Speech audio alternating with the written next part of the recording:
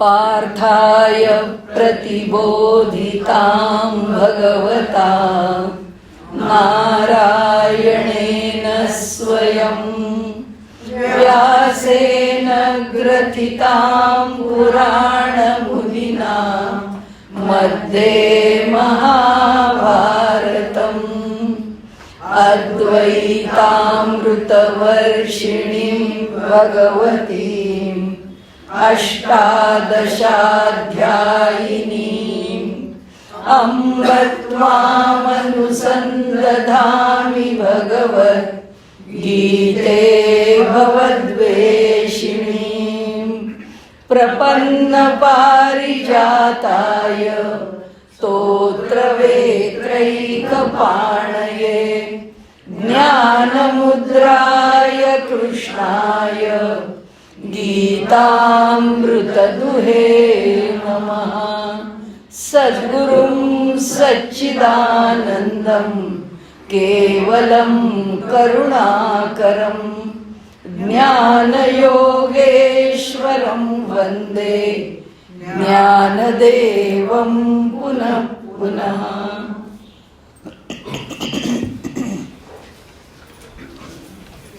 आपण म्हणजे ज्ञानेश्वरीच्या अनुषंगानेच परंतु गीतेवरही भर देऊन 17 अध्यायांच्या पर्यंत आपण एक ज्याला सार म्हणू किंवा एक सारांश म्हणू किंवा त्याच्यावरती थोडंसं ज्याला आपण वेगाने घेतलेलं चिंतन म्हणू. तर पहिल्यांदा आपण आता जसा प्रश्न विचारला त्याप्रमाणे की सनातन धर्म, वैदिक धर्म, कर्म, ज्ञान, भक्ती आणि योगाविषयी फारसा लोकांच्या मनामध्ये वादाचा विषय नाही, परंतु गीतेच्या अनुषंगाने अर्थात त्यामुळे ज्ञानेश्वरीच्या अनुषंगाने आणखी वेगळे वाद आहेत. पण गीतेच्या अनुषंगाने कर्म मानायचं म्हणजे कर्मकांड मानायचं का ज्ञानकांड मानायचं किंवा ज्ञान मानायचं, ज्ञानाचा विचार करायचा आणि मार्ग कोणता. भगवंतांनी आधीच म्हणून ठेवलं आहे की एकम सांख्यम च योगम च य पश्यती स पश्यती. त्यामुळे योग आणि सांख्य हे दोन्ही एकच आहेत. योग म्हणजे कर्मयोग आणि सांख्य म्हणजे ज्ञान. ज्ञान आणि कर्म हे दोन्ही सारखेच आहेत नव्हे, एकम य पश्यती स पश्यती. ज्याला हे कळलं आहे त्यांनी खरंच तत्त्वज्ञानाचं रहस्य उलगडलं आहे. त्यांनी त्यांच्या परीने जरी हे सगळं आपल्याला स्पष्ट करून ठेवलेलं असलं तरीसुद्धा लोकांच्या मनामध्ये मात्र किंवा ज्ञानी लोकांच्या मनामध्ये, विद्वज्जनांच्या मध्ये पुष्कळ त्याच्याविषयी वाद आहे आणि तो वाद दीर्घ काळपर्यंत चालू राहिलेला आहे की तो आजही मिटला नाही असं म्हटलं तरी चालेल. तर असो, परंतु त्या सगळ्याचा विचार करता आपण 2 व्याख्यानांमध्ये तो विषय अधिकाधिक मांडण्याचा प्रयत्न केला आहे. आज आता आपण पहिल्या अध्यायापाशी येऊ, कारण जिथे ज्ञानेश्वरीतला विषय वेगळा मांडावा लागणार नाही आहे. म्हणजे अमक्या ठिकाणी ज्ञानदेवांनी गीतेपेक्षा विस्तार करून देताना हा अर्थ जास्त स्पष्ट करून मांडला किंवा वेगळ्या पद्धतीने मांडला असं काही नाही आहे. पहिल्या अध्यायात तसा भागच नाही आहे. त्यामुळे त्यामध्ये जो विषय आला आहे तो ज्ञानेश्वरीसुद्धा साधं सरळ सोपं ओव्यांमधनं त्या श्लोकाचा अर्थ म्हणावा किंवा त्याचं स्पष्टीकरण म्हणावं असं स्पष्टीकरण आहे. फारसा काही एखाद्या शब्दाचा विशेष वेगळा अर्थ सांगून त्यांनी काही प्रतिपादन केलं नाही आणि कायमच त्यांचं जे प्रतिपादन आहे ते एक आपल्याला माहीतच आहे, ते म्हणजे स्वधर्म किंवा विहित कर्माचं आचरण. त्यामुळे पहिल्या अध्यायातसुद्धा जेव्हा केव्हा सनातन धर्माच्या कर्माचा विषय येईल त्यावेळी विहित कर्माच्या आचरणाचा विषय त्याच्यामध्ये अध्यारूत आहे, स्पष्ट आहे असं आपल्याला म्हणता येईल. आता आपण आपल्या मनाशी एका भूमिकेवरती आलेलो आहोत ज्याच्या अनेक प्रकारच्या स्पष्टीकरणांमधून की कर्मकांडात्मक धर्माचं अंग आणि ज्ञानकांडात्मक धर्माचं अंग यामध्ये कुठेच वरखाली नाही, यामध्ये कुठेही कमी जास्त नाही. ते दोन्ही तराजू एकमेकांच्या बरोबरच आहेत. त्याच्याशिवाय ह्या गीतेमध्ये जसा विषय मांडत नेला आहे गीताकारांनी म्हणजे भगवंतांनी हा समन्वयच मांडला गीतेमध्ये. 3रं कांड जे आहे ते उपासना कांड आहे. आणि उपासना हा प्रत्यक्षामध्ये आचरण्याचा विषय आहे. आणि त्यामुळे आपण जेव्हा पुढे येईल भक्ती वगैरे, तिथे आपण उपासना कांडाचा विचार अधिक सखोलपणे करू. इथे आपण एवढंच म्हणू की उपासना ही वैदिक पद्धतीने, उपासना ही स्मार्त पद्धतीने, उपासना ही पौराणिक पद्धतीने, किंवा उपासना ही आपल्या वैयक्तिक रुचीने जशी करावीशी वाटेल तशी आपण करू शकतो. आणि उपासनेचेही लाभ किंवा फल जे आहे ते आपल्या आपल्या रुचीप्रमाणे आपल्याला मिळाल्याशिवाय राहत नाही. तात्काळ फल आहे, फल आहेच, दीर्घकाल फल आहे, लौकिक फल आहे, पारलौकिक फल आहे. आणि उपासनेला पर्याय नाही. ती केलीच पण चर्चेचा विषयच नाही आहे. उपासना हा विषय चर्चेचा नाही आहे आणि त्यामुळे त्यांनी तो सरळ सरळ तसाच घेतलेला आहे. आता इथे कर्म, आणि इथे त्याचा विचार करावाही लागला नाही आहे. आणि एकदा यज्ञ शब्द आल्यानंतर त्या यज्ञ शब्दामध्ये त्यांनी तो विषय संपूर्णपणे मांडत नेलेला आहे. आता आपल्याला आपल्या विषयाकडे वळायचं म्हणजे आपण आता गीतेच्या आधाराने पहिला अध्याय करून दुसऱ्या अध्यायाकडे जाऊ, जिथे मौलींनी आपला विषय पुष्कळ मांडलेला. आज आता मांडताना आज हा जो अर्जुन विषाद योग आहे त्याच्यामध्ये भगवंतांनी असं म्हटलं आहे की हा तुझा प्रज्ञावाद तू सांगतो तिथे विषय मांडला असं नाही, त्याचं स्पष्टीकरण तिथे केलं आहे असं नाही, परंतु ते भगवंतांच्या मनामध्ये आलं की ज्या पद्धतीने अर्जुन इथे बोलतो आहे ही पद्धत काही खास बरोबर नाही. आणि तो ज्या प्रकाराने त्याच्यासारख्या माणसाला अशा प्रकारचे प्रश्न पडावे की मी काय युद्ध करावं. युद्धाला येईपर्यंत, युद्धभूमीवर येईपर्यंत अर्जुन कुठल्याही प्रकारे संदिग्ध मनस्थितीमध्ये नाही आहे. पण प्रत्यक्षामध्ये मात्र जेव्हा युद्धभूमीवर येतो त्यावेळी त्याची संदिग्धता जास्त जाणवते. म्हणजे असं की शिष्टाईला जाताना श्रीकृष्णाला प्रत्येकाने निरोप दिले तर त्यावेळी अर्जुनाने सुद्धा इतक्या कठोरपणाने किंवा फार मवाळ होऊन असं काही अर्जुन बोलला नाही आहे. युधिष्ठिर तर म्हणाला मला काहीच नाही मिळालं तरी चालेल, मला 5 गावं मिळाली तरी बस आहे. म्हणजे ज्या प्रकारचं सगळ्यांनी सांगितलं तिथे भीम मात्र म्हणाला हे असं नाही हं चालणार. किंवा भीमानी सुद्धा जी थोडीशी आपण ज्याला त्याच्या स्वभावापेक्षा जी नमती बाजू घेतली आहे त्या मानाने न नमती बाजू घेणारा तर नकुलच आहे. तो म्हणतो हा अन्याय सहन होणारच नाही. पण त्यातल्या त्यात भीम हा नमला हेच विशेष आहे, नरमला हेच विशेष आहे. त्याच्या बाबतीत युधिष्ठिर तर काय आपण मराठीत नेहमी बोलतो त्याप्रमाणे दूध भात भेंडीची भाजी, तो नेहमीच मिळमिळीत बोलत राहिलेला आहे. कधीच त्याच्या बोलण्यामध्ये त्यांनी असा कठोरपणा आणला नाही. धर्माच्या आचरणामध्ये त्याचा प्रश्न नाही, परंतु त्याचे निर्णय नेहमीच थोडेसे विळविळीत मिळमिळीत असेच झालेले आहेत. असो, आता सांगण्याचा हेतू असा की अर्जुन युद्धाच्या बाबतीमध्ये कुठेही साशंक नसताना युद्धाची भूमी, युद्धात अर्जुनाच्या बाजूने भगवंतांनी यावं, त्यांनी त्याचं सारथ्य करावं, या सगळ्या विषयीच्या सगळ्या घटना घडून गेल्यावर आता युद्ध निश्चित आहे. आणि आपण तर आलो आहेत त्या ठिकाणी म्हणजे युधिष्ठिरांनी समोरच्या सैन्यामध्ये जाऊन द्रोण आणि भीष्माचार्य म्हणजे आपल्या गुरूंना आणि आजोबांना तो वंदन करून त्यांचा आशीर्वाद घेऊन पुन्हा आपल्या सैन्यात येतो. आपल्या सैन्यात आल्यानंतर आता युद्धाला सुरुवात करायची ही जेव्हा वेळ येते किंवा ज्यांनी युद्ध पुकारलेलं आहे ते कौरवांच्या बाजूनी आहे आणि दोन्ही अर्थाने तेच योग्य आहे. भीष्माचार्यांनी पहिला शंख फुंकावा आणि युद्धाला प्रेरणा द्यावी आणि युद्ध सुरू व्हावं. त्याप्रमाणे भीष्माचार्यांनी शंखनाद केलेला आहे. तो नाद ऐकल्यावर सगळे थरारून निघते आहे ती कुरुभूमी म्हणजे कुरुक्षेत्र.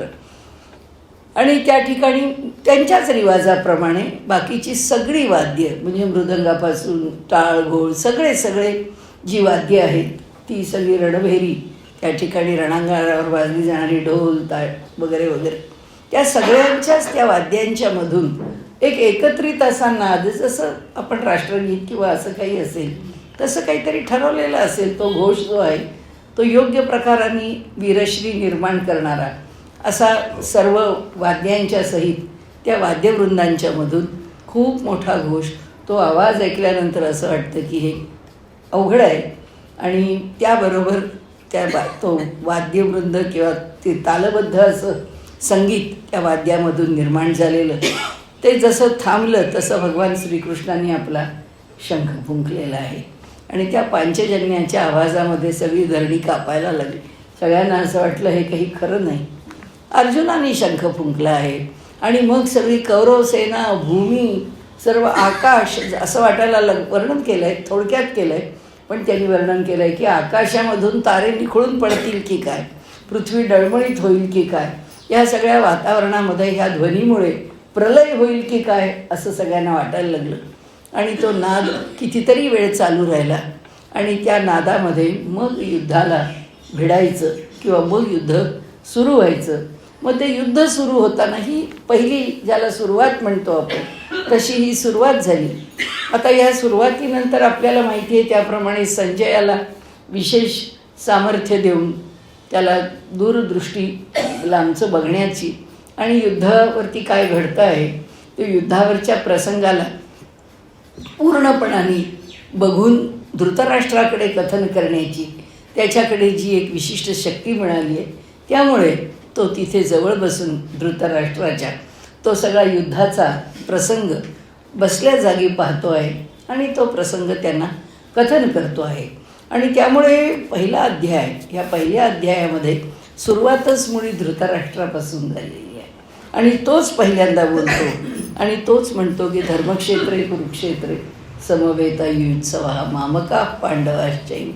अंतःकरणामध्ये भेद पहिल्यापासूनच आहे. मामका म्हणजे माझे आणि पांडव म्हणजे पंडुराजाचे, असं वाटण्याचं खरं काही कारण नाही. पूर्वीच्या काळी त्या काळचा संस्कारच असा होता की जे उलट आपल्याकडे आजपर्यंत अगदी 5-50 वर्षापर्यंत पुतण्यावरचं काकाचं प्रेम अधिक असे आपल्या मुलापेक्षा. आपल्या मुलाला कोणी इतकं जवळ करत नसे, आधी पुतण्याचंच म्हणजे काका पुतणे आहे नातं, हे अधिक जवळचं अधिक प्रेमाचं. म्हणजे तू मी, माझं घर तुझं घर. आता म्हणजे काय, दोन भाऊ त्यांच्या घरात जी अगदी व्हर्टिकल स्प्लिट आहे, दोघांच्यामध्ये अगदी उभी भिंत असावी असे व्यवहार आता आपण बघतो. त्या ह्याच्यात आपल्याला हे सगळं वेगळं वाटतं.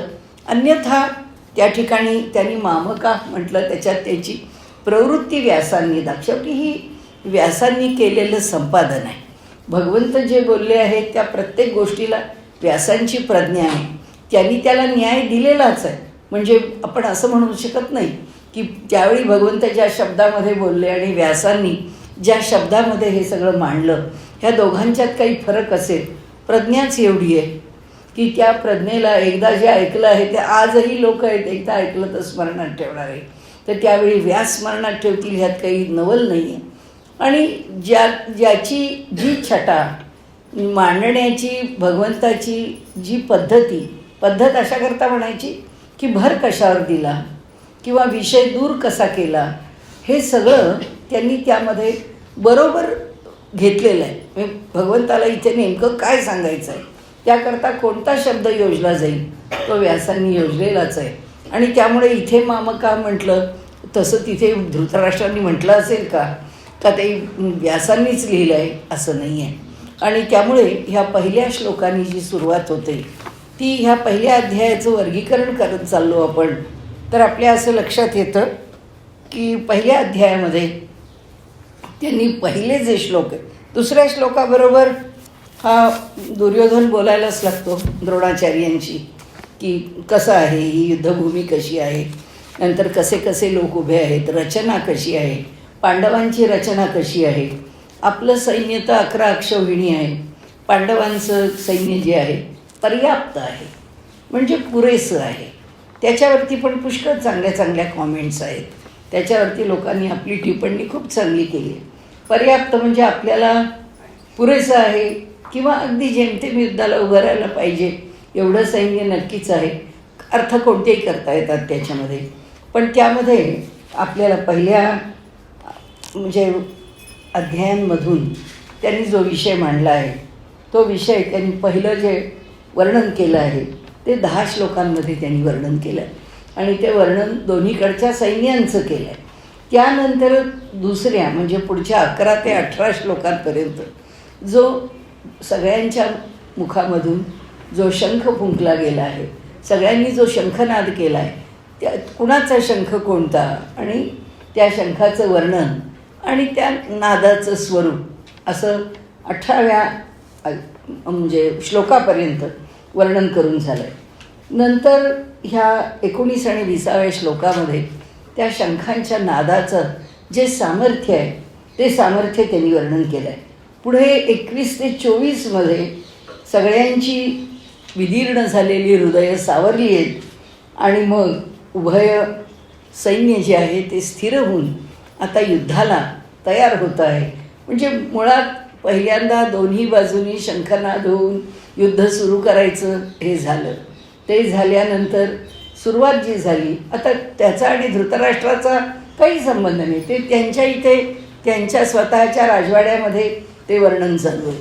परंतु प्रत्यक्ष युद्धभूमीवरती जेव्हा दोन्हीकडचे शंखनाद झाले आणि मग सगळेजण आपापल्या अधिकारांनी जसे पुन्हा शंखनाद करत राहिले, त्या नादाचं स्वरूप आणि ते तो थांबेना ना, कारण तो पुन्हा पुन्हा जो प्रतिध्वनी, त्या प्रतिध्वनीतनं ध्वनी असा होत तो नाद सारखा द्विगुणित शतगुणित वगैरे नाही, कोट्यावधी गुणितच होता. तो इतका प्रचंड नाद त्या नादानी कौरवांचं सैन्य थरारलं आणि मग त्याचं वर्णन आणि मग सगळं सैन्य कसं स्थिर झालं 2च श्लोकात केलं आहे, पण ते वर्णन केलं आहे.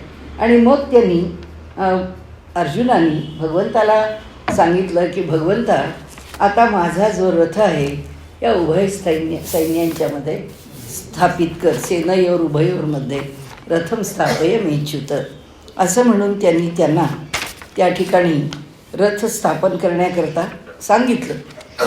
तो जरी सारथ्य करतोय तरी हा काही त्यांना सूचना किंवा आज्ञा देत नाही. आणि ते सांगताना त्यांना म्हणतो की मला ऋषिकेशा, मला ना याच्यामध्ये कोण आहेत, कसे आहेत, माझे कोणते कोणते आप्तजन कोणत्या कोणत्या बाजूनी आहेत तेवढं मला पाहून घ्यायचं आहे. म्हणून मला निरीक्षण करायचं आहे त्यांचं, मला कुणाकुणाशी लढायचं आहे. त्याकरता जे मला योद्धव्यम, मला जे युद्ध करण्याचं आहे तर काहीही सहयोद्धव्यम, कोणाच्या बरोबर मला युद्ध करण्याची गरज आहे तेवढं मला पाहून घ्यायचं आहे. असं म्हटल्यानंतर भगवंत तो रथ स्थापन करतात आणि त्या ठिकाणी तो येतो. एवमुक्तो ऋषिकेशो गुडाकेशेन भारत सेनयोर उभयोरमध्ये स्थापयित्वा रथोत्तमम. आणि भगवंतांनी त्या उभय सेनांच्यामध्ये रथ आणून उभा केला आहे. आता भीष्म आणि द्रोणांना पहिलं शब्द टाकला आहे तो भीष्म आणि द्रोण असाच आहे. म्हणजे पहिल्या शब्दामध्ये भीष्म द्रोण प्रमुखतः, तिथे त्याचं मन डळमळलेलं आहे की भीष्मांना आणि द्रोणांना समोर बघून त्यांच्याशी मी युद्ध करावं, माझ्या गुरूंशी युद्ध करावं, माझ्या आजोबांशी युद्ध करावं. ज्यांनी सगळं ममत्व आहे ना ते तिथे अडकून पडलेलं आहे. त्यांना सगळ्यात मोठा समस्येचा विषय जो सुरू झाला आहे, ती समस्या तिथे सुरू झाली. आता पहिल्या अध्यायामध्ये भगवान काही बोलत नाही. भगवान उवाच असा भगवान शब्दच नाही, पण फक्त उवाच म्हटलं आहे. ते असं म्हणाले, काय म्हणाले? म्हणाले एवढंच म्हणाले की पार्थ पश्यैतान समवेतान कुरुनीती. पहा पार्था, कुणाला कौरवांनी गोळा केलेला आहे आणि त्यांच्याबरोबर कौरवांचं सैन्य कसं त्या ठिकाणी जमलं आहे हे एवढं तू पाहून घे. त्याबरोबर ते पाहिलं आणि पाहिलं तर पितृनुथ पितामहान सगळे त्यांना जेव्हा दिसले, आचार्यान मातुलान भरातृन, त्या सगळ्यांना जेव्हा पाहिलं, पुत्र पौत्र श्वशूर सगळे, त्यावेळी तो त्या ठिकाणी तान समीक्ष स कौंतेय सर्वान बंधू अस्तितान, सगळ्यांना तिथे पाहिल्याबरोबर मात्र त्याला विषाद निर्माण झाला.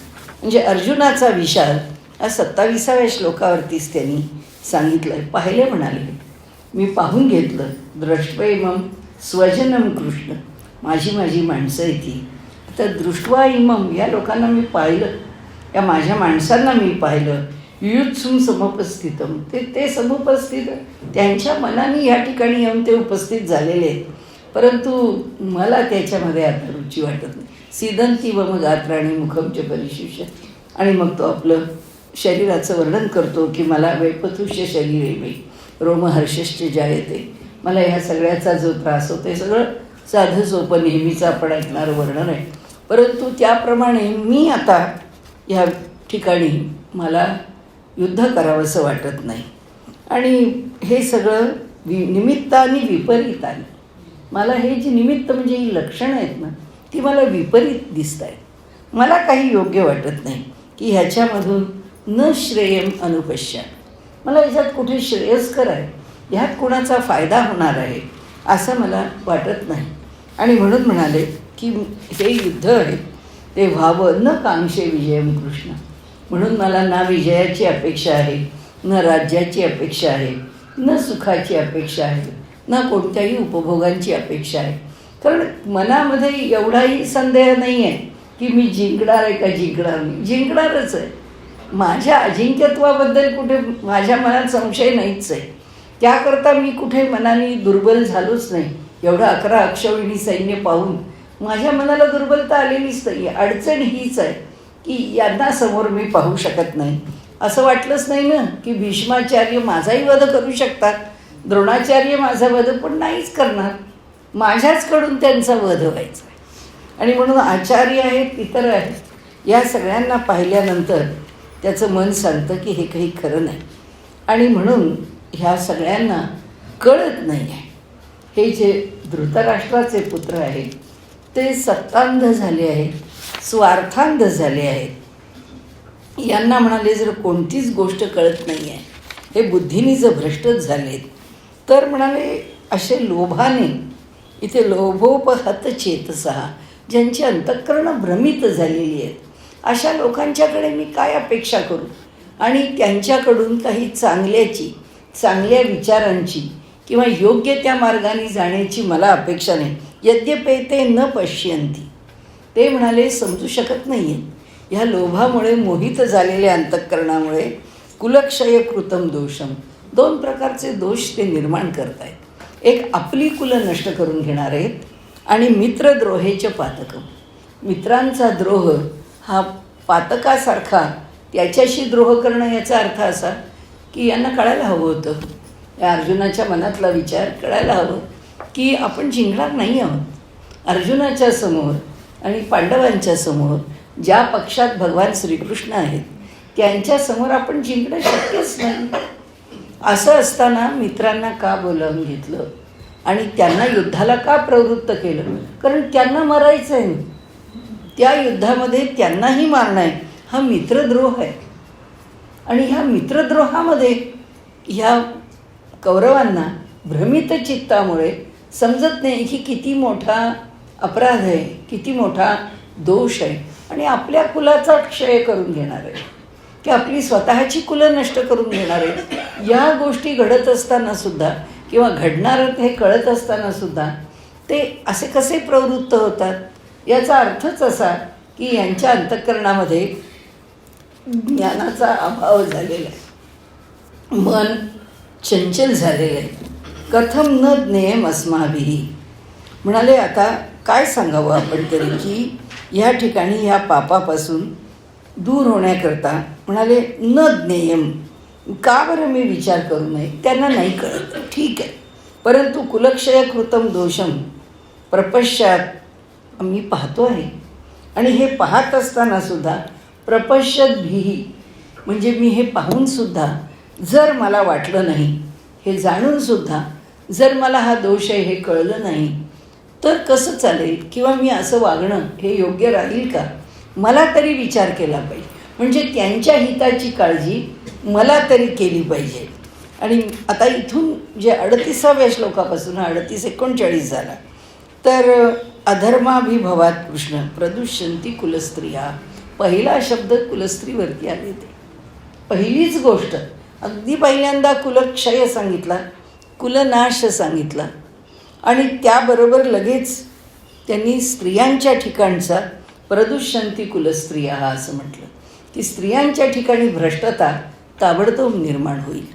आणि त्यामुळे स्त्रीषु दुष्टासु वार्ष्णेय जायते वर्णसंकरा, त्यांना ज्याचं सर्वात जास्त भय आहे ते ह्या गोष्टी आहेत. आता इथे युद्धाला उभं न राहण्याकरता त्याच्या मनामध्ये निर्माण झालेले हे जे प्रश्न आहेत, आता या ठिकाणी कौरव किती भ्रमित आहेत आपल्याला माहीत नाही. पण तो स्वतः मात्र निश्चित भ्रमित आहे. अर्जुन स्वतः नक्की भ्रमित आहे. त्याचं कारण असं आहे की या ठिकाणी युद्ध जे करावं लागतं आहे त्याला, ह्या युद्धाचं कारण काय आहे? अन्यायाचा प्रतिकार करणं, की जे एका स्त्रीला भोगावं लागलं. म्हणजे जसं सीतेकरता रामायण घडलं की सीतेला रावणाने उचलून नेलं, तिचं अपहरण केलं. त्यामुळे अर्थातच तिचा सन्मान समाजामध्ये, स्त्रीचं जे स्थान आहे ते समाजात सगळ्यात वरचं आहे. म्हणजे कितीही कुणी आता आरडाओरडा करू दे, बायकांनी आम्हाला आमची स्पेस पाहिजे आणि पुरुषप्रधान संस्कृती आहे, ही संस्कृती पुरुषप्रधान नाहीच. ही संस्कृती स्त्रियांचं पूजन करणारीच आहे. स्त्रिया ह्या नेहमीच पुरुषांच्या वर आहे आणि ह्या समाजाने स्त्रीचा सन्मान हाच समाजाचा मानबिंदू बांधलेला आहे की स्त्री सन्मानितच राहिली पाहिजे समाजामध्ये. तिच्यावर जर अपमानित होण्याची वेळ आली तर आमचं कर्तृत्व काय, आमचा पुरुषार्थ काय, हा नाहीच आहे. आणि त्यामुळे एका जानकीला त्रास झाला, काय बिघडलं, जे आपल्याला म्हणजे आपला अधपात किती आहे बघा. रमेश मंत्रींनी त्यांचे बहुतेक सुखाचे दिवस असं बहुतेक ते पुस्तक असं लक्षात नाही, किंवा त्यांचं जे परदेशातल्या किंवा अमेरिकेच्या त्यांच्या ट्रिपचं, सहलीचं किंवा त्या प्रवासाचं वर्णन त्यांनी केलेलं पुस्तक असावं. आत्ता माझ्या अगदी लक्षात येत नाही आहे नेमकं पुस्तक. त्यांनी त्याच्यात वर्णन केलं आहे की ह्या स्त्रियांची जी मंडळं असतात त्याच्यामध्ये त्या सगळ्या प्रेसिडेंट बायका येऊन असं बरंच हायफाय असणाऱ्या स्त्रियांची जी मंडळं आहेत त्या मंडळांमधनं बऱ्याच काही चर्चा चालतात. तर म्हणाले मी त्या चर्चा तर ऐकल्या, परंतु म्हणाले एका कार्यक्रमाला मला बोलावलं होतं. तर त्या कार्यक्रमाला गेलेलं असताना मला त्यांनी म्हणजे विषय असाच चालला होता स्त्रीच्या चारित्र्याच्याबद्दल, की तिचं चारित्र्य हे नेहमीच सुरक्षितच राहिलं पाहिजे. तिच्या जीवनाला कोणत्याही प्रकारे चारित्र्याच्या बाजूनी धोका निर्माण होता कामा नये. समाजाने त्याच पद्धतीने स्त्रीशी आदराने व्यवहार केला पाहिजे. तर तिथे चर्चा झाली की खूप प्रसंग येतात की जे अत्याचार केले जातात, त्या स्त्रियांच्यावरती अतिप्रसंग केले जातात.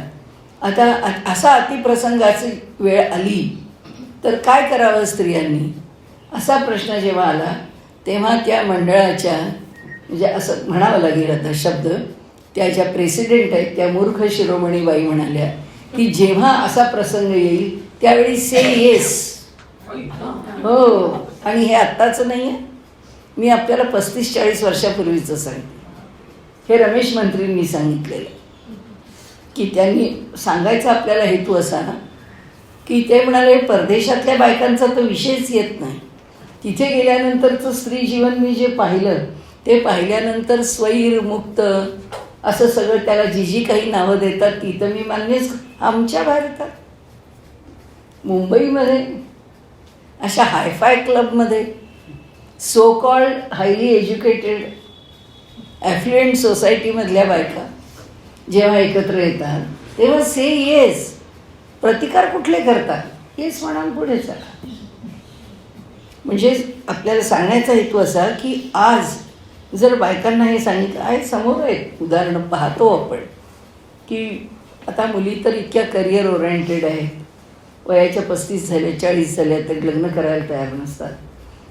आत्ताची ह्या वर्षी ज्या अनेक बातम्या ऐकायला मिळाल्या त्याच्यामध्ये स्त्रियांच्या बाबतीमध्ये, मुलींच्या बाबतीमध्ये ह्या करिअर ओरिएंटेड बायका किंवा इतकं ज्यांचं इन्कम हाय आहे, म्हणजे ज्यांची वर्षाची पॅकेजेस 40 लाख 50 लाख अशी आहेत, अशा ज्या बायका आहेत, ज्यांची त्याच्यापेक्षा पुष्कळ कमी आहेत, अशाही ज्या बायका आहेत त्या बायका दिवसाला मिनिमम सिगरेटची 2 पाकिटं ओढतात, मिनिमम.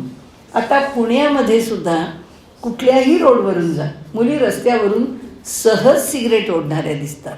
इतके दिवस इतकं नव्हतं दिसत, गुडलकच्या इथे दिसायचं आणि ते पूर्वी आम्हाला फार विशेष वाटायचं की काय बुवा बायका या भलतंच डेअरिंग करणाऱ्या आहेत आणि अशा सिगरेटी ओढतात. पण आता सर्वदूर ही स्थिती आहे.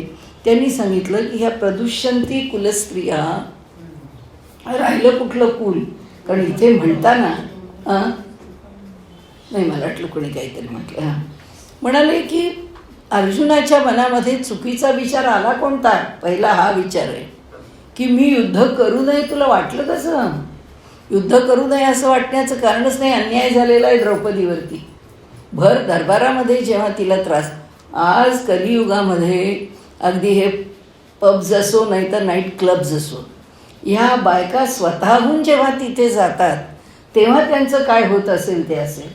पण एका कुलस्त्रीला राजदरबारामध्ये आणून विवस्त्र करण्याचा प्रयत्न करणं हे आजसुद्धा आपल्याला अंगावर शहारे आणणार आहे.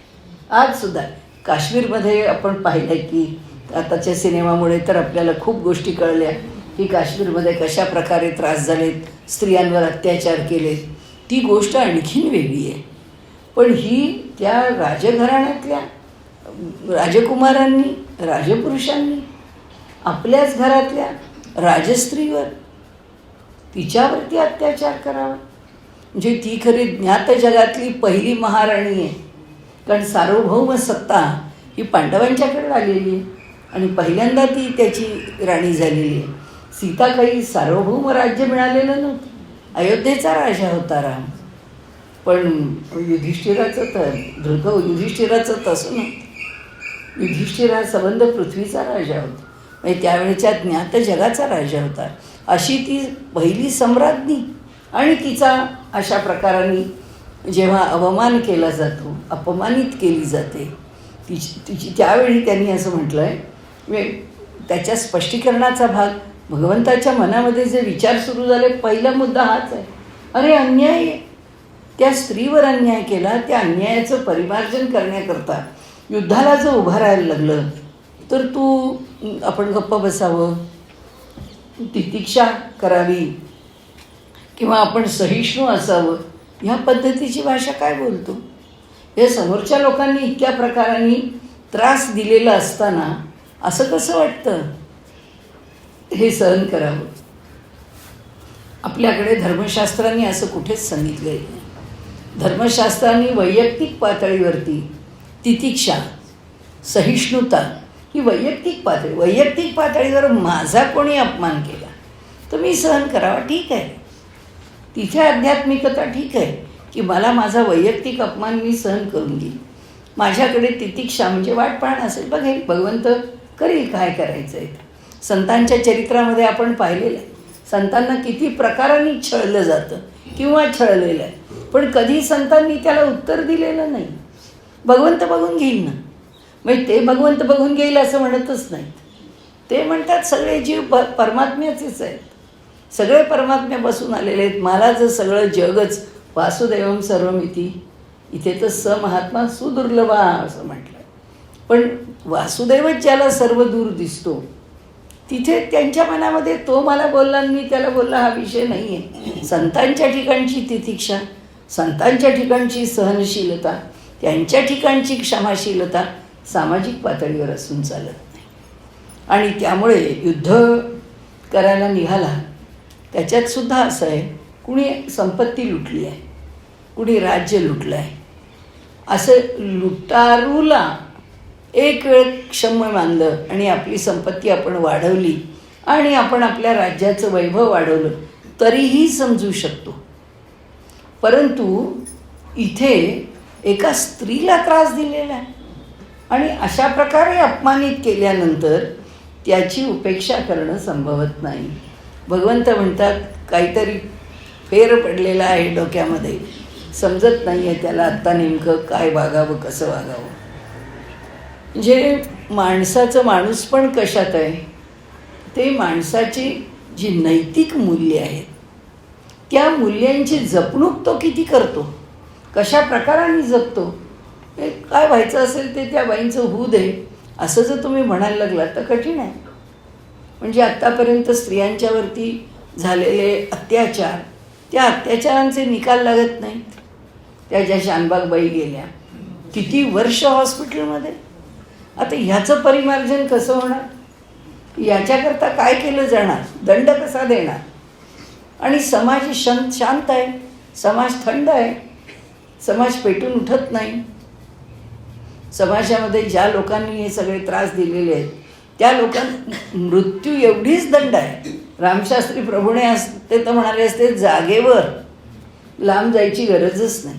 आणि त्यामुळे UPमध्ये वगैरे जे लोक बोलताना सांगतात कायदा हातात घेऊ नका, ते म्हणतात कायद्याची वाट बघत बसायला त्या बहिणीचा मी भाऊ आहे, वाट बघत बसायला मी कोणी रस्त्यावरचा पाहणारा माणूस नाही आहे की माझ्या बहिणीवर अत्याचार होतो आहे आणि मी लांबून पाहतो. हे होणं शक्य नाही. कारण तुमचा माणूस येणार केव्हा, तो यांचा न्याय करणार केव्हा, तोपर्यंत माझ्या बहिणीचं काय झालेलं असेल, तोपर्यंत तिची परिस्थिती काय असेल. आता इथे सांगताना प्रदुष्यंती कुलस्त्रिया असं त्यांनी म्हटलं आहे की काय होतं समाजामध्ये जोपर्यंत, म्हणजे अर्जुनाची ही बाजू 100% बरोबर आहे. तो म्हणतो की कुलक्षय झाला किंवा कुलामध्ये भ्रष्टता आली. दोन्ही गोष्टी त्यांनी सांगितल्या. कुल भ्रष्ट झालं आणि कुलक्षय झाला. कुलाचा क्षय झाला, पूर्ण कुलनाश झालं की नाही माहीत नाही, पण कुलाच्या नष्टतेची गोष्ट अशी सांगता येईल की की त्या कुटुंबामध्ये कुटुंब म्हणून शिल्लकच राहिलं नाही, गृहस्थ धर्म म्हणून शिल्लकच राहिला, फक्त स्त्रिया शिल्लक राहिल्या. त्या कुटुंबामध्ये आता कुलाचं वर्धन कसं होईल. त्यामुळे तसाही कुलाचा क्षय होतो आणि कुलभ्रष्ट पण होतं. कारण ज्या स्त्रिया आहेत त्या घरामध्ये, त्या स्त्रियांच्या ठिकाणी जेव्हा कुलाला भ्रष्टता येते तेव्हा त्यांचा जो व्यवहार आहे तो कुलधर्माप्रमाणे होत नाही. आपल्याकडे पूर्वी जे बोललं जायचं की कुलाची मर्यादा आहे, कुलधर्म आहे, तो सांभाळला जावा, त्याच्या मर्यादेच्या चौकटीत पुरुषांनी आणि स्त्रियांनी राहावं. आता मर्यादाच नाही कोणाला. आम्ही जर त्या मर्यादेचा विचारच करत नाही तर ते घर पुरुषालासुद्धा समाजामध्ये बंधन होतं. हिंमत नव्हती वेडंवाकडं वागण्याची, आणि जो वेडावाकडा वागत असे त्याच्यावरती समाजाचा अंकुश होता. आता मुलं आईवडिलांनाच म्हणतात तुम्ही आमच्या आयुष्याच्या मध्ये पडू नका, आमचं लग्न हा आमचा विषय आहे, आम्ही कसं वागायचं, व्यवहार करायचा तो आमचा विषय. तू कोण, तुला ही एवढी मागची परंपरा मिळाली आहे म्हणून, आणि त्याच्या जीवावरती आता तुझं पुढचं जीवन जाणार आहे म्हणून तुला ह्या घरातले नियम अटी मान्यच पाहिजेत. तिथे अर्जुनाने एकानंतर एक त्या ठिकाणी आपल्याला गोष्टी सांगितल्या आहेत.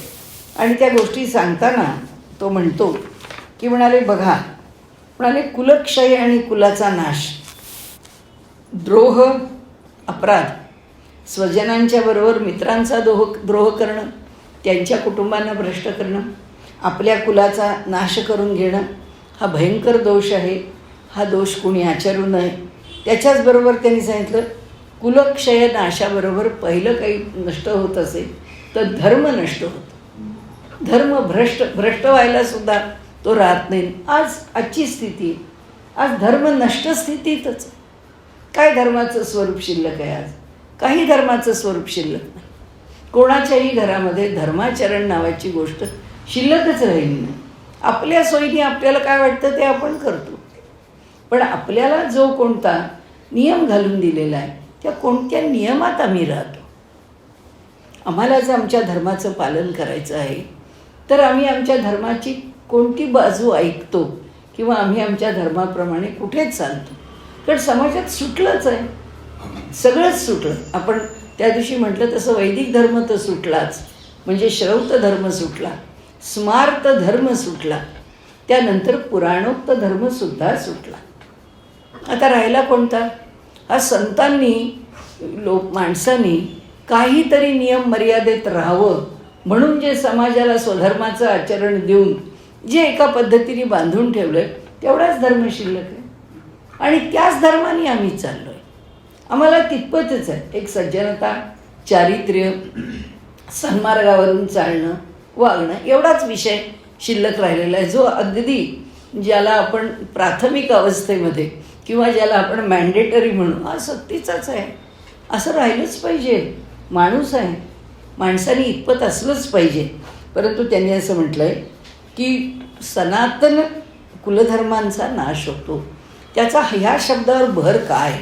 त्याचा याच्यावर भर असण्याचं कारण एकच आहे की हे जे कुलधर्म आहेत ते माणसाला कुटुंबाच्या, समाजाच्या मर्यादेत ठेवतात आणि ज्याला त्या कुलधर्माची चाड आहे तो मनुष्य त्याविषयी जागरूक आहे. आता आपल्याला तसं काहीच वाटत नाही. आता समजा आपल्या घरामध्ये जे सण वार, उत्सव महोत्सव, जयंत्या किंवा जे काही जे समाधी उत्सवासारखे समाराधनेचे उत्सव किंवा सणवारांच्या निमित्ताने येणाऱ्या अनेक गोष्टी, अनेक प्रथा, केलं तर केलं, नाही तर नाही. म्हणजे आता आपल्याला त्या दिवशी तो सण, कारण पहिली गोष्ट काय गेली आपल्या हातून, आपलं पंचांग गेलं. म्हणजे आपण कालाचा विचार सोडून दिला, मुहूर्ताचा विचार सोडून दिला. कारण योग्य काली, कारण ती संक्रांत त्या दिवशी कशा करता येते, वर्षप्रतिपदा त्या दिवशी का असते, किंवा म्हणजे पाडवा का येतो, किंवा 3-3.5 मुहूर्त का असतात, या प्रत्येकाच्या ठिकाणी आपल्या मनामध्ये एक श्रद्धा होती की नाही आज पाडवा आहे, असं कसं राहून चालेल. आता काय, आता पाडवा आहे, पाडव्याला लागून 2 दिवस सुट्टी आली की चांगला लॉंग विकेंड आला की चालले घरं सोडून. म्हणजे घरामध्ये आम्हाला गुढी उभारायची आहे, घरामध्ये सण करायचे.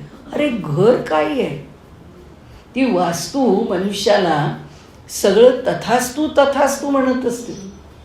की त्या वास्तूच्या ठिकाणी जर आमच्या अंतःकरणामध्ये इथे घर आहे, इथे देवता आहेत, जेव्हा घर आहे तेव्हा वास्तू आहे, आणि ज्या देवता आहेत त्या आमच्या कुलदेवता आहेत. आम्हाला ते कुलदेवता वगैरे काय वाटत नाही. जर त्या मुलीने लग्न करताना आणलंय ते सुद्धा सगळं इव्हेंट मॅनेजमेंट आहे. आता दुसरं काही नाही. तो आणायचा कसा गणपती, तो आणायचा कसा ती देवी, ती किती छान दिसते, मग आपल्याला ते देवघर कसं पाहिजे, ते इंटिरियरमध्ये बसेल तसं देवघर, त्या देवघरात बसेल तसे देव, या इतपतच आहे. त्या देवाची पूजा कधी करता आली तर आली, नाही आली तर नाही आली, केली नाही तर नाही केली, त्याचा काही विचार असं आपल्याकडे ही भूमिकाच नाही आहे. आपल्याकडे पहिलं असं आहे की माझं घर म्हटलं तर पहिला वास्तुपुरुष आहे. तो वास्तुपुरुष या घरात मी राहतो, त्या घरामध्ये मला तो अखंड आशीर्वाद देत असतो. आपण आपल्या घरामध्ये साध्या कामाच्या बायकांनी सुद्धा फार कटकट केली तर आपण आधी सांगू, घरामध्ये आरडाओरडा गोंधळ कटकट तुमची भांडणं, एकमेकींची निंदा, इथे काही करायचं नाही. तुम्हाला काय करायचं आहे, बाहेर जाऊन करा. अरे घरामध्ये तुम्हाला जी प्रसन्नता, घराची प्रसन्नता ही आम्ही राखायची. घराचं पावित्र्य हे घराला उंबरठा का आला, उंबरठा ओलांडून आत आलं की बाहेरच्या सगळ्या गोष्टी, वाईट शक्ती सगळं बाहेर आहे, त्याच्या आत नाही येणार. आत आलं की आमचं पहिला जवळचा कोण आहे, आमच्या कुलदेवता आहे. ज्या कुलदेवता आमचं रक्षण करत असतात, ज्या आम्हाला सांभाळत असतात, त्या कुलदेवतांच्या ठिकाणी कुलधर्म चालू राहिला तर कुलदेवतांशी आमच्या कुलधर्माच्या माध्यमामधून आमचा त्याच्याशी संपर्क राहतो, सहवास राहतो, प्रेम राहतं. त्याकरता आम्ही जेव्हा करतो तेव्हाच देवता आमच्याकरता करतात. कारण देवता विज्ञान असंच आहे, ते काही संत नाही आहेत. तुम्ही 2 लाथा मारल्या तरी तुझ्या कल्याणाचाच विचार करणार आहे. देवता तशा नाही आहेत. देवतांची प्रार्थना करा, त्यांचं स्मरण करा, तेव्हा देवता त्याचं फल देणार आहे.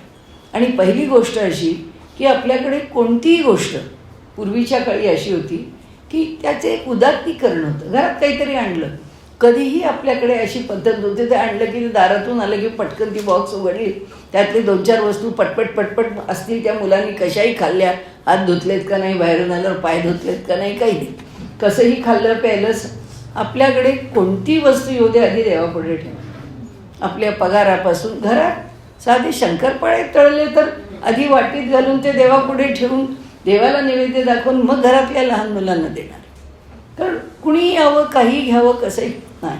घरातली सगळ्यात मोठी व्यक्ती जर कुणी असेल, आपल्या मागे जर कुणाचा आधार असेल तर तो आपल्या कुलदेवतांचा आहे. कधीही आत्ता अलीकडच्या काळामध्ये, मला नाव सांगायचं नाही, आजही ते विद्यमान आहेत, आपल्या घरचे देव सगळे मुळामुठेमध्ये टाकून द्या असं तुम्ही आता आमच्याकडे आलात ना, आता तुम्ही सद्गुरू म्हणून आम्हाला स्वीकारत ना, मग तुम्ही आता तुमचे देव मुळामुठेत टाका असा सांगणारा कोण? समर्थांनी त्यांना बरोबर तिथेच दाखवलं असतं की ज्या समर्थांना महाराष्ट्रामध्ये आपण इतका आदर देतो तेही देतच असतील. ते समर्थ काय ह्यांना चालवून घेतील, समर्थ काय ह्यांना मान्य करतील. तुम्हाला जर कुलदेवतांचं देवता ऋण आहे, त्या देवता आमच्या घरामध्ये नीटपणाने संतुष्ट राहिल्या तरच त्या घरात संतोष आहे. आता काय पाहतो आपण त्या एकेका महाराजांच्याकडे, लोक किती जातात, महाराज हे असा त्रास आहे, महाराज तो तसा त्रास आहे. कसा नाही त्रास होणार? आपण जेव्हा रोज देवाची पूजा करतो तेव्हा त्या पूजेचं फल काय मिळतं? अर्थसंग्रहामध्ये फार छान चर्चा केली आहे त्याची. त्यांनी म्हटलं पूजेचं फल काय मिळतं? काही नाही. रोज आम्ही नित्यनेमाने देवाची पूजा करतो, त्याचं फल काही मिळतं का? तर काही मिळत नाही. परंतु एक दिवस जर पूजा नाही केली तर त्याचा दोष मात्र आहे. मग आता हे काय देतं आम्हाला? ही नित्य देवाची पूजा आम्हाला काय देते? नित्य देवाची पूजा आम्हाला आमचं जीवन सुस्थिर चालवते. आमच्या जीवनाला स्थैर्य देण्याचं सामर्थ्य या कुलदेवतांमध्ये. त्यामुळे त्यांचं नित्य आपल्याबरोबर सगळ्यात जवळचं कोण? तर आपल्या कुलदेवता. आणि जितकं त्यांचं वैभव, म्हणून तर समर्थ सांगतात देवतांचं वैभव वाढवावं. काही बिघडत नाही. मला नेहमी आपल्याकडे येणारे गुरुजी आणि ही लोक सांगतात की आम्ही बडोद्याला जायचो, तिथे सप्रे महाराज म्हणून होते. तर फार देवच त्यांनी एवढे मोठे मोठे देव सोन्याचे केलेले होते आणि त्या देवांचं वैभव, ते म्हणाले मला काय करता येतं, मी देवाचं वैभव वाढवू शकतो, बाकी काही करू शकतो. अक्षरशः त्यांचं काय वैभव असेल माहिती नाही. ते घरची खूप मोठी मंडळी आहेत. त्यांचं जवळजवळ महिन्याचं फुलांचं बिल किंवा पैसे 50,000च्या वर व्हायचे. बडोद्याचा गावठी गुलाब प्रसिद्ध आहे. रोज त्या देवांना एवढ्या एवढ्या जाड गुलाबांचे हार, आणि संबंध मोठं हे आहे, म्हणजे त्यांची जी मंडपी आहे देवाची, देव्हारा, खूप मोठा देव्हारा. त्या संपूर्ण देव्हाऱ्यामध्ये फक्त गावठी गुलाब, आणि त्या गावठी गुलाबाने रोज देवाची तितकीच पूजा. ते म्हणाले करा त्याचं, तो देतोच तुम्हाला. तुमची ती देवता आहे. ती देवता, जसं आपण विज्ञान आहे की जे जसं जितकं चांगलं करू ते तसं तितकं चांगलं. मी त्याला काही खर्च करावा लागतो असं? भाव आहे आपला, आपल्या भावाने आपण करावं. सांगायचा इथे हेतू असा की सनातन कुलधर्मांचा नाश होतो. म्हणजे अर्जुनाला जी काळजी पडली आहे ती ह्या सनातन कुलधर्मांचा नाश होण्याची पडलेली आहे. आणि म्हणून तो म्हणतो की जर धर्म भ्रष्ट झाला, सनातन कुलधर्म जर भ्रष्ट झाले तर कुळाच्या आश्रयाने राहणारा जो धर्म आहे तो धर्म लोप पावतो, धर्म संपतो. आणि लोक आपापली जात सांगतात, आपल्या आपल्या घराण्याचं मोठेपण सांगतात. परंतु त्या मुली अशा बीफ खातात, त्या मुली अशा सिगरेट सोडतात, त्या अशा सतत दारू पित असतात. विवाह करणं त्यांना फारसं पटत नाही. तर काय आता ह्या कुलधर्माप्रमाणे कुठलाच व्यवहार नाही. कुटुंब व्यवस्था ही तर आपल्याकडे वेदकाळापासून आलेली. आपण त्या दिवशी पाहिलं त्याप्रमाणे सत्ययुगामध्ये सुद्धा फक्त वाङ्निश्चय आहे, फक्त वाणीने केले विवाह आहे. विवाहाच्या मंत्रासहित समंत्र म्हणजे स्मार्त कर्मकांड आपल्याला त्रेतायुगामध्ये मिळालं. त्रेतायुगापासून कुटुंब व्यवस्था, अर्जुनाला भय असं आहे कुटुंब व्यवस्थाच नष्ट होईल. हे जे युद्ध झालं, हा जो प्रसंग असाच पुढे आला तर मोठं कठीण आहे. आणि त्यामुळे त्याचं दुसरं म्हणणं असं आहे, तो म्हणतो की धर्माचा लोप पावला म्हणजे अधर्म बलवान झाला. आज जी स्थिती आहे, आज ही स्थिती आहे, आज अधर्म बलवान आहे. आणि त्यांनी जे म्हटलं आहे तसं की प्रदुष्यंती कुलस्त्रिया, आज भ्रष्ट स्त्री आहे. आज समाजामध्ये चारित्र्य संपन्न मुली लग्नाला मिळणं अवघड आहे. आज योग्य प्रकारांनी व्यवहार करणाऱ्या आणि ज्या वयामध्ये शिक्षणाकरता म्हणून स्वातंत्र्य घेतलेल्या मुली आहेत, कुठल्या संस्कारांनी युक्त आहेत? काय संस्कार घेतात? शिक्षण काय करतात माहिती नाही. हे सगळं जे शिक्षण आहे हे सगळं पैसे कमावण्याचं शिक्षण आहे. कुठला संस्कार, संस्कारित जीवन, सज्जनता, नीतिमत्ता, व्यवहार काहीच नाही, कुठल्याच प्रकारचा नाही. आणि दुर्दैव असं आहे की त्यांच्या आया पण त्यांना शिकवत नाहीत की बाबा तुला तुझं घर सांभाळायचं आहे, या कुटुंबाची तू प्रमुख आहेस. आणि भीती त्या स्त्रियांबद्दल का म्हटलं आपण? म्हणू या अर्जुनाला काय झालं आहे, कुलस्त्रिया प्रदुष्यंती किंवा भ्रष्ट होती म्हणायला. ते स्त्रियांवर तर कुटुंब आहे. पुरुषांवर नाहीच आहे. कुणी सांगितलं की कुटुंब टिकण्याची जबाबदारी बायकांची आहे? मग आताच्या बायका म्हणतातच आमच्यावरती काय कुटुंब वगैरे तुम्ही अवलंबून ठेवू नका, आम्हाला काहीच रस नाही आहे, आम्ही काही हाऊसवाईफ्स नाही आहोत, we are career oriented ladies, आम्हाला काही गरज नाही ती घरं सांभाळण्याची, आम्ही सांभाळत पण नाही. आणि we are not at all attached असंच म्हणतात की आम्ही नाहीच आहेत त्या घराशी इतके जोड, एवढं काय आहे घर घर. मग आता कुठं गेलं? इथे जेव्हा ते म्हणतात कुलस्त्रिया आणि पुढे ते म्हणतात की धर्म भ्रष्ट होतो. आता जर धर्म लोप पावला, अधर्म बलवान झाला, आपण पाहतोच आहे. आयांना आपली मुलंसुद्धा सांभाळण्याची काळजी, म्हणजे खाली कसं घसरतं ते अर्जुन सांगतोय इथे की घसरतं म्हणजे काय? मातृत्वच नाही, आम्हाला नकोच आहे मातृत्व. आणि असलं तर तुमच्यावरती उपकार करायला कोण सांभाळणार आहे यांना? माझे आईवडील सांभाळणार आहेत का त्याचे आईवडील सांभाळणार आहेत? तुमचं तुम्ही परस्पर सांभाळणार असाल तर बघा, तेही आता मला नकोच आहे, म्हणून मी सरोगेटच करते. मला कुठे पाहिजे? मदरहूड राहिलं कुठे? आणि आज जर स्त्रियांचा हा सगळा विचार इथे मांडला आहे, हा कशाकरता मांडला आहे? स्त्रिया काय अशा तशा आहेत म्हणून मांडला आहे? नाही. आजपर्यंत आम्ही स्त्रियांना इतक्या चांगल्या तऱ्हेने राखलं आहे, त्यांना संरक्षण दिलं आहे, त्यांचं जीवन सुखी ठेवलं आहे. जर असं युद्ध झालं आणि ह्या युद्धातून स्त्रियांची जर ससेहोलपट झाली तर त्यांच्यावर काय प्रसंग येऊन बेतेल, त्याकरता म्हटलं इथे. नाहीतर आता आजकाल काय विषय मांडायला काय लागतं? आजकाल एक एक समोर येणारे विद्वान आहेत, त्यांना माझे सद्गुरू म्हणजे अनंतराव आठवले, स्वामी वरदानंद भारती, ते तर नेहमी म्हणायचे, ह्या आजकालच्या लेखकांना, आजकालच्या स्वतःला बुद्धिमंत म्हणणाऱ्यांना स्त्रिया किती लवकर भ्रष्ट होतील याचीच काळजी पडली. म्हणजे किती लवकर होतील ते बरं, कारण तितका त्या स्त्रियांचा बेबंदपणा आमच्या उपयोगाचा आहे. त्यांचं तर म्हणणं पहिल्या कादंबरीपासून होतं की ते म्हणाले, हे ज्या प्रकारच्या कादंबऱ्या लिहितात आणि त्या कादंबऱ्यांमध्ये वर्णन करतात, त्याच्यात फक्त स्त्रियांना भ्रष्ट करणे, स्त्रियांना चमत्कारिक विचार करायला प्रवृत्त करणे, याशिवाय त्या कादंबऱ्यांना काही अर्थ नाही.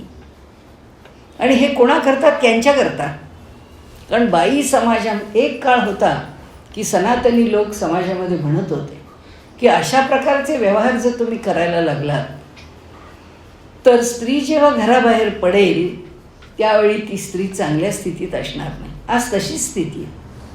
आज सगळं जर तुम्हाला प्राप्त आहे, आज सगळं करण्याचं स्वातंत्र्य आहे, तुम्ही काय केलं त्या स्वातंत्र्याचं? समाज रसातळाला नेला, म्हणजे तुमची बुद्धी काय? म्हणजे स्त्रीला मग स्वातंत्र्य द्या कशा करता असं म्हणण्याची वेळ आली. आता लोक म्हणतातच. त्याच्याही पेक्षा पुढे त्यांनी जे म्हटलं आहे की जेव्हा वैदिक धर्म सुरू झाला तेव्हाच कुटुंब व्यवस्था सुरू झाली. आता सर्रास मुलांची लग्न ठरवताना साखरपुड्याची तारीख, लग्नाची तारीख, आपण कुठं करायचं, काय करायचं, तुम्ही काय खर्च, आम्ही काय खर्च, ही जी काही बोलणी असतील त्या बोलण्याच्या आधी डायव्होर्सच्या टर्म्स ठरल्या जातात की जर यांचा डायव्होर्स झाला तर आम्ही ती मुलीला काय देऊ. कारण मुलीचा धंदा आहे, ती आज लग्न करून घरात येते, त्याच्या अर्ध्याची मालकीण होते आणि घर सोडून जाते दुसऱ्याच्या घरात. म्हणजे आधी डायव्हर्सचे टर्म्स अँड कंडिशन्स ठरवा, मग लग्नाचे ठरवा. म्हणजे इतकं हे लग्न तकलुफी उभं केलं तर कुठली कुटुंब व्यवस्था राहिली समाजामध्ये? आणि अशी जर स्थिती समाजाची असेल तर ह्या स्त्रियांनी समाजात काय केलं? ह्यांना शिक्षण देऊन यांनी काय केलं? शिक्षण मिळवून यांनी काय केलं? यांचं यश कशात? कशातच नाही. आम्ही पुरुषांच्या बरोबरीच्या आहोत असं म्हणून स्त्रीनी स्त्रीला तरी सुखी केलं, स्त्रीनी कुटुंबाला तरी सुखी केलं, स्त्रीनी आपल्या मुलांना तरी सुखी केलं, स्त्रीनी आपल्या मागच्या पिढीला तरी सुखी केलं. फक्त स्वार्थ. आणि ज्या स्वार्थात तिचा जन्म जाऊ शकत नाही, अशा स्वार्थात स्त्री आयुष्यभर राहू शकत नाही. एक दिवस येऊ दे, किती जाईल समाज खाली. अजून पुरुषांनी पातळी सोडली नाही म्हणून. जर का पुरुषांनी जर स्त्री ज्या बेबंद स्वातंत्र्यात वावरते त्या बेबंद स्त्री करता पुरुषांनी थोडीच पातळी सोडू दे, त्या जिवंत राहणार आहेत का? हा जो समाज आहे म्हणजे अर्जुनाला जे वाटलं आहे तो कुठपासून खाली उतरतो बघा, की तो म्हणतो हे युद्ध झालं की कुलाचा नाश होईल. कुलाचा नाश झाला तर पहिला द्रोह स्वजनांचं होईल, पहिला द्रोह मित्रजनांचं होईल. म्हणजे समाजामधला जो सौहार्द आहे तो संपून जाईल. त्यानंतर हा भयंकर दोष आहे की ज्यामुळे समाजात पसरलेली विषवल्ली दूर करणं फार अवघड होईल. तिथून तो म्हणतो याच्यातून पुढचा कुलक्षय होईल. नुसता क्षयच होईल असं नाही, कुलाचा नाश होईल. जेव्हा क्षय होईल तेव्हा ते कुटुंबच संपलेलं असेल, म्हणजे ते घराणंच नष्ट झालेलं असेल जर स्त्रिया पण नाही शिल्लक राहिल्या तर. आणि नाश होईल, स्त्रिया जिवंत आहेत तरी त्या कुटुंबात राहिल्या पाहिजेत. कारण काय सर्रास आहे आता, एक लग्न झालं, दोन झालं, तिसरं झालं. आता तर त्याच्या पुढे मुली म्हणतात की लग्न आणि एकदम ठरवायचं हे कठीण आहे बुवा, थोडं लिव्ह इन रिलेशनशिपमध्ये एखाद वर्ष तरी राहिलं पाहिजे. अरे आता एवढे ट्रायल्स देणार कुठे तू? एक वर्ष एका मुलाला ट्रायल दिली, तो मुलगा जर तुला नाही पटला, आता दुसऱ्या मुलाला ट्रायल देणार लिव्ह इन रिलेशनशिप. मी जन्मभर हेच करत बसणार. आणि मान्य आहे त्यांना, मान्य आहे. म्हणजे जो अर्जुन म्हणतो त्याच्यात तो म्हणतो की कुलाचा नाश होतो, सनातन कुलधर्माचा नाश होणार, कारण कुलधर्म चालवायला घरात माणसं असणार नाही. आता आपल्या घरात कुलधर्म चालवायला माणसं असली तरी तो चालला पाहिजे असं आम्हाला वाटतच नाही. घरातल्या पुरुषांना वाटत नाही की देवांची पूजा आपण करावी, घरातल्या स्त्रियांना असं वाटत नाही की हे देव आपण सांभाळावे. कुणी जर त्या कुलदेवतांची जर काळजी घ्यायला किंवा त्याच्यावरती विश्वास ठेवायला जर तयारच नसेल तर त्या कुलदेवता राहतील कशा? कुलधर्म राहील कसा? कुलधर्म राहणं शक्य नाही आहे आणि तो राहिलाच नाही, म्हणूनच राहिला. समाजामध्ये असं न करणं हे योग्य नाही, हे आम्हाला केलंच पाहिजे. आमच्या कुलदेवतांची आमचं घर आहे म्हणजे आमच्या देवता आहे. आता आणखीन सुटसुटीत झाले किंवा तुमच्याकडे सणवार नाही, आमच्याकडे काही नसतं, आमच्या मोठ्या भावाकडे असतं.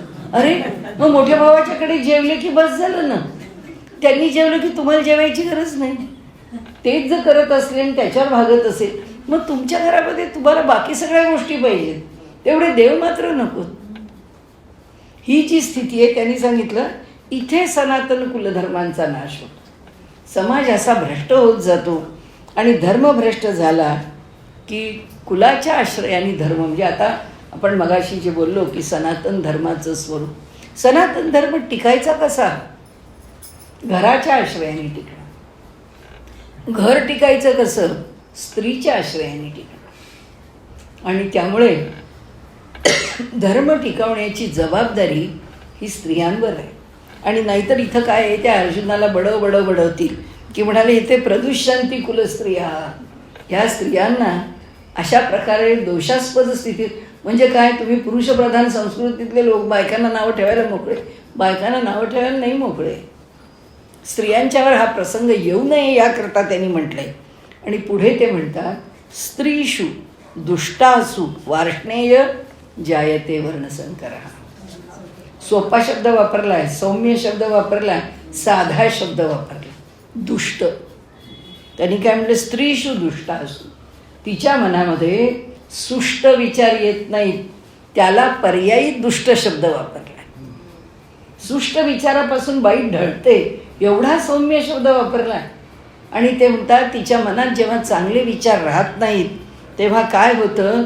म्हणाले एकच होतं, वर्णसंकर होतं. ती कुटुंबामध्ये नीटपणे राहू शकत नाही, तिचं कुटुंबच राहत नाही. आणि त्यामुळे त्यांनी जसा हा विषय मांडला आहे, आता जेव्हा स्त्री अशा प्रकारे इतो भ्रष्टा ततो भ्रष्टा अशी होते त्यावेळी काय होतं? वर्णाचा संकर होतो, कोणताही वर्ण शिल्लक राहत नाही. आता काय, आता सगळ्या प्रकारांनी आपल्याकडे वेगवेगळ्या साधनांमधून, माध्यमांमधून, संस्थांमधून कार्य करणाऱ्या वेगवेगळ्या, ज्याला आपण पक्षांमधून म्हणू, की सगळ्यांनी असं म्हटलं आता धर्म जाती सगळं सोडून द्या, सगळे एकच आहेत असं समजा आणि व्यवहार करा. मग आता सगळे एकच आहे असं समजून जेव्हा व्यवहार सुरू झाला आहे तेव्हा फक्त उच्च कुलातल्या मुली नीच कुलात जातात, हिंदू धर्मातल्या मुली काही इतर धर्मात जातात. इतर धर्मातलं कोणी येत नाही. इतर धर्मातलं कोणी येत असेल तर आता जगातली क्रेज आहे. काय क्रेज आहे? अमेरिकन्स आहेत, युरोपियन्स आहेत, ऑस्ट्रेलियन्स आहेत. त्यांना हिंदू मुलाशी लग्न करायचं, त्यांना हिंदुस्थानात त्या मुलींना यायचं आहे, कारण सगळ्यात सेफ आणि त्यांच्या दृष्टीने आमच्याकडच्या मुलांच्यासारखी वाह्यात मुलं नाहीत. ती चांगली कुटुंबाला धरून राहणारी मुलं आहेत आणि त्यामुळे या मुलांशी लग्न करून इकडे हिंदुस्थानात यावं. म्हणजे पुन्हा कुलभ्रष्टता आहेच, पुन्हा वर्णसंकर आहेच. आणि आम्हीच सांगतो की वर्णात काय म्हणजे शक्य आहे का? कुठल्याही जातीपातीच्या मुलीचं लग्न कुठल्याही साधी मी सांगते, माझ्याकडे काम करणारी मुलगी आहे धनगरवाडीतली, चिपळूणच्या इथे, चिपळूणपासून खूप रिमोट त्यांची धनगरवाडी आहे. त्या धनगरवाडीतून इथे आलेली आहे. काही तिला जगाचं माहिती नाही. अगदी आत्ता आली, कारण तिच्या मागे तिची मुलं बाळं प्रपंच. तिने शहरसुद्धा पाहिलं नाही. आली ती इथून आपल्या भागात येऊन राहिली. घर बाहेरचं म्हणाल तर तिने आपलंच पाहिलं आणि ती म्हणाली की आजी मला ना काही माहिती नाही आहे, सगळं मला तुम्ही शिकवा, मला काही येत नाही. म्हटलं ठीक आहे. तर तिला म्हटलं मग तू कुठली? तर म्हणाली मी त्या धनगरवाडीतली. मी म्हटलं काय म्हणजे तुझ्या घरी कोण आहे काय आहे, असं एक जनरल चौकशी. तर मी म्हटलं की ती म्हणाली, मला तिने विचारलं आपल्याकडे, म्हणाली बसम्मा येते, ती कोण आहे आजी? मी म्हटलं ती रामोशी आहे. वेगळे असतात ते लोक, चांगले नसतात, कारण ती रामोशी आहे, ती BC आहे, ही धनगर आहे, ही OBC आहे. म्हणजे माणूस आपली जात विसरत नाही. ह्या जाती तरी कशा निर्माण झाल्या? ती म्हणे आमची लोकं फार चांगली असतात, ती लोकं चांगली नसतात. आमच्या घरातलं वातावरण खूप चांगलं असतं, त्यांच्या घरातलं नसतं. पण दुर्दैव असं आहे, आता ती धनगर, मी ब्राह्मण, याच्यामध्ये ती माझ्या ब्राह्मण असण्याचा तिला आदर, आणि आमच्याकडे ब्राह्मणाची मुलगी BCच्या घरात जाते, रामोशाच्या घरात जाते, तिला चालतंय रामोशाच्या घरात जायला. ही सांगते आमच्या घरात चालणार नाही, आमच्या घरी मारून टाकतील म्हणाले मुलीला, जिवंतच ठेवणार नाही. आणि आम्ही ब्राह्मण हो आता काय करणार, मुली ऐकत नाहीत, त्यांना जे वाटतं ते त्या करतात. मग म्हणायचं काय त्याच्यामध्ये, थिअरी काय लावायची त्याच्यामागे? मुलगी पण लावते, आईवडील पण लावतात. मुलगी म्हणते की आत्ता नाही हो करतात, आत्ता विरोध करतात, नंतर आपोआप बोलायला लागतात, आपल्याला घरी जाता येतं, मग काही अडत नाही. त्यामुळे मुलींच्या दृष्टीने काही फरक पडत नाही. आणि आईवडिलांच्या दृष्टीने आता पूर्वी जरा तरी विरोध दाखवत होते, आता काय मुलं ऐकतच नाही. नंतर तरी त्यांना आपल्या घरामध्ये सांभाळूनच घ्यायचं. मग सुरुवातीलाच विरोध करू नये, संपला विरोध. म्हणजे कुठल्याच प्रकारे विरोध नाही, कुठल्याच प्रकाराने आम्ही जर नाही सांगितलं, समाजामध्ये असं घडत राहिलं तर इथे अर्जुन म्हणतो की धर्म लोप पावतो, अधर्म बलवान होतो. कारण एक घरटी केसेस व्हायला लागल्या, घराघरात डायव्होर्स, घराघरात 2 महिने 3 महिने लग्नच टिकत नाही त्याच्यापेक्षा जास्त. त्याचं कारण आहे दोघांची स्पेस आहे. म्हणजे इथे त्यांनी सांगितलं जेव्हा अधर्म बलवान होतो त्यावेळी ते म्हणतात हा जो संकर आहे, या संकरामधून समाजेश शिल्लक राहतो. समाजामध्ये आपण म्हणतो काय या जाती आणि काय हा गोंधळ का आला? हा महाभारत युद्धानंतर 2-2.5 हजार वर्ष आमच्याकडे संकर नाही आला. आणि म्हणून तर आपण अर्जुनाच्या शंकांना इतक्या व्यवस्थित बघतो आणि तितक्या व्यवस्थित त्याची उत्तरं आहेत की अर्जुनाला जे वाटलं तसं घडलं नाही. आता तसं घडलं नाही.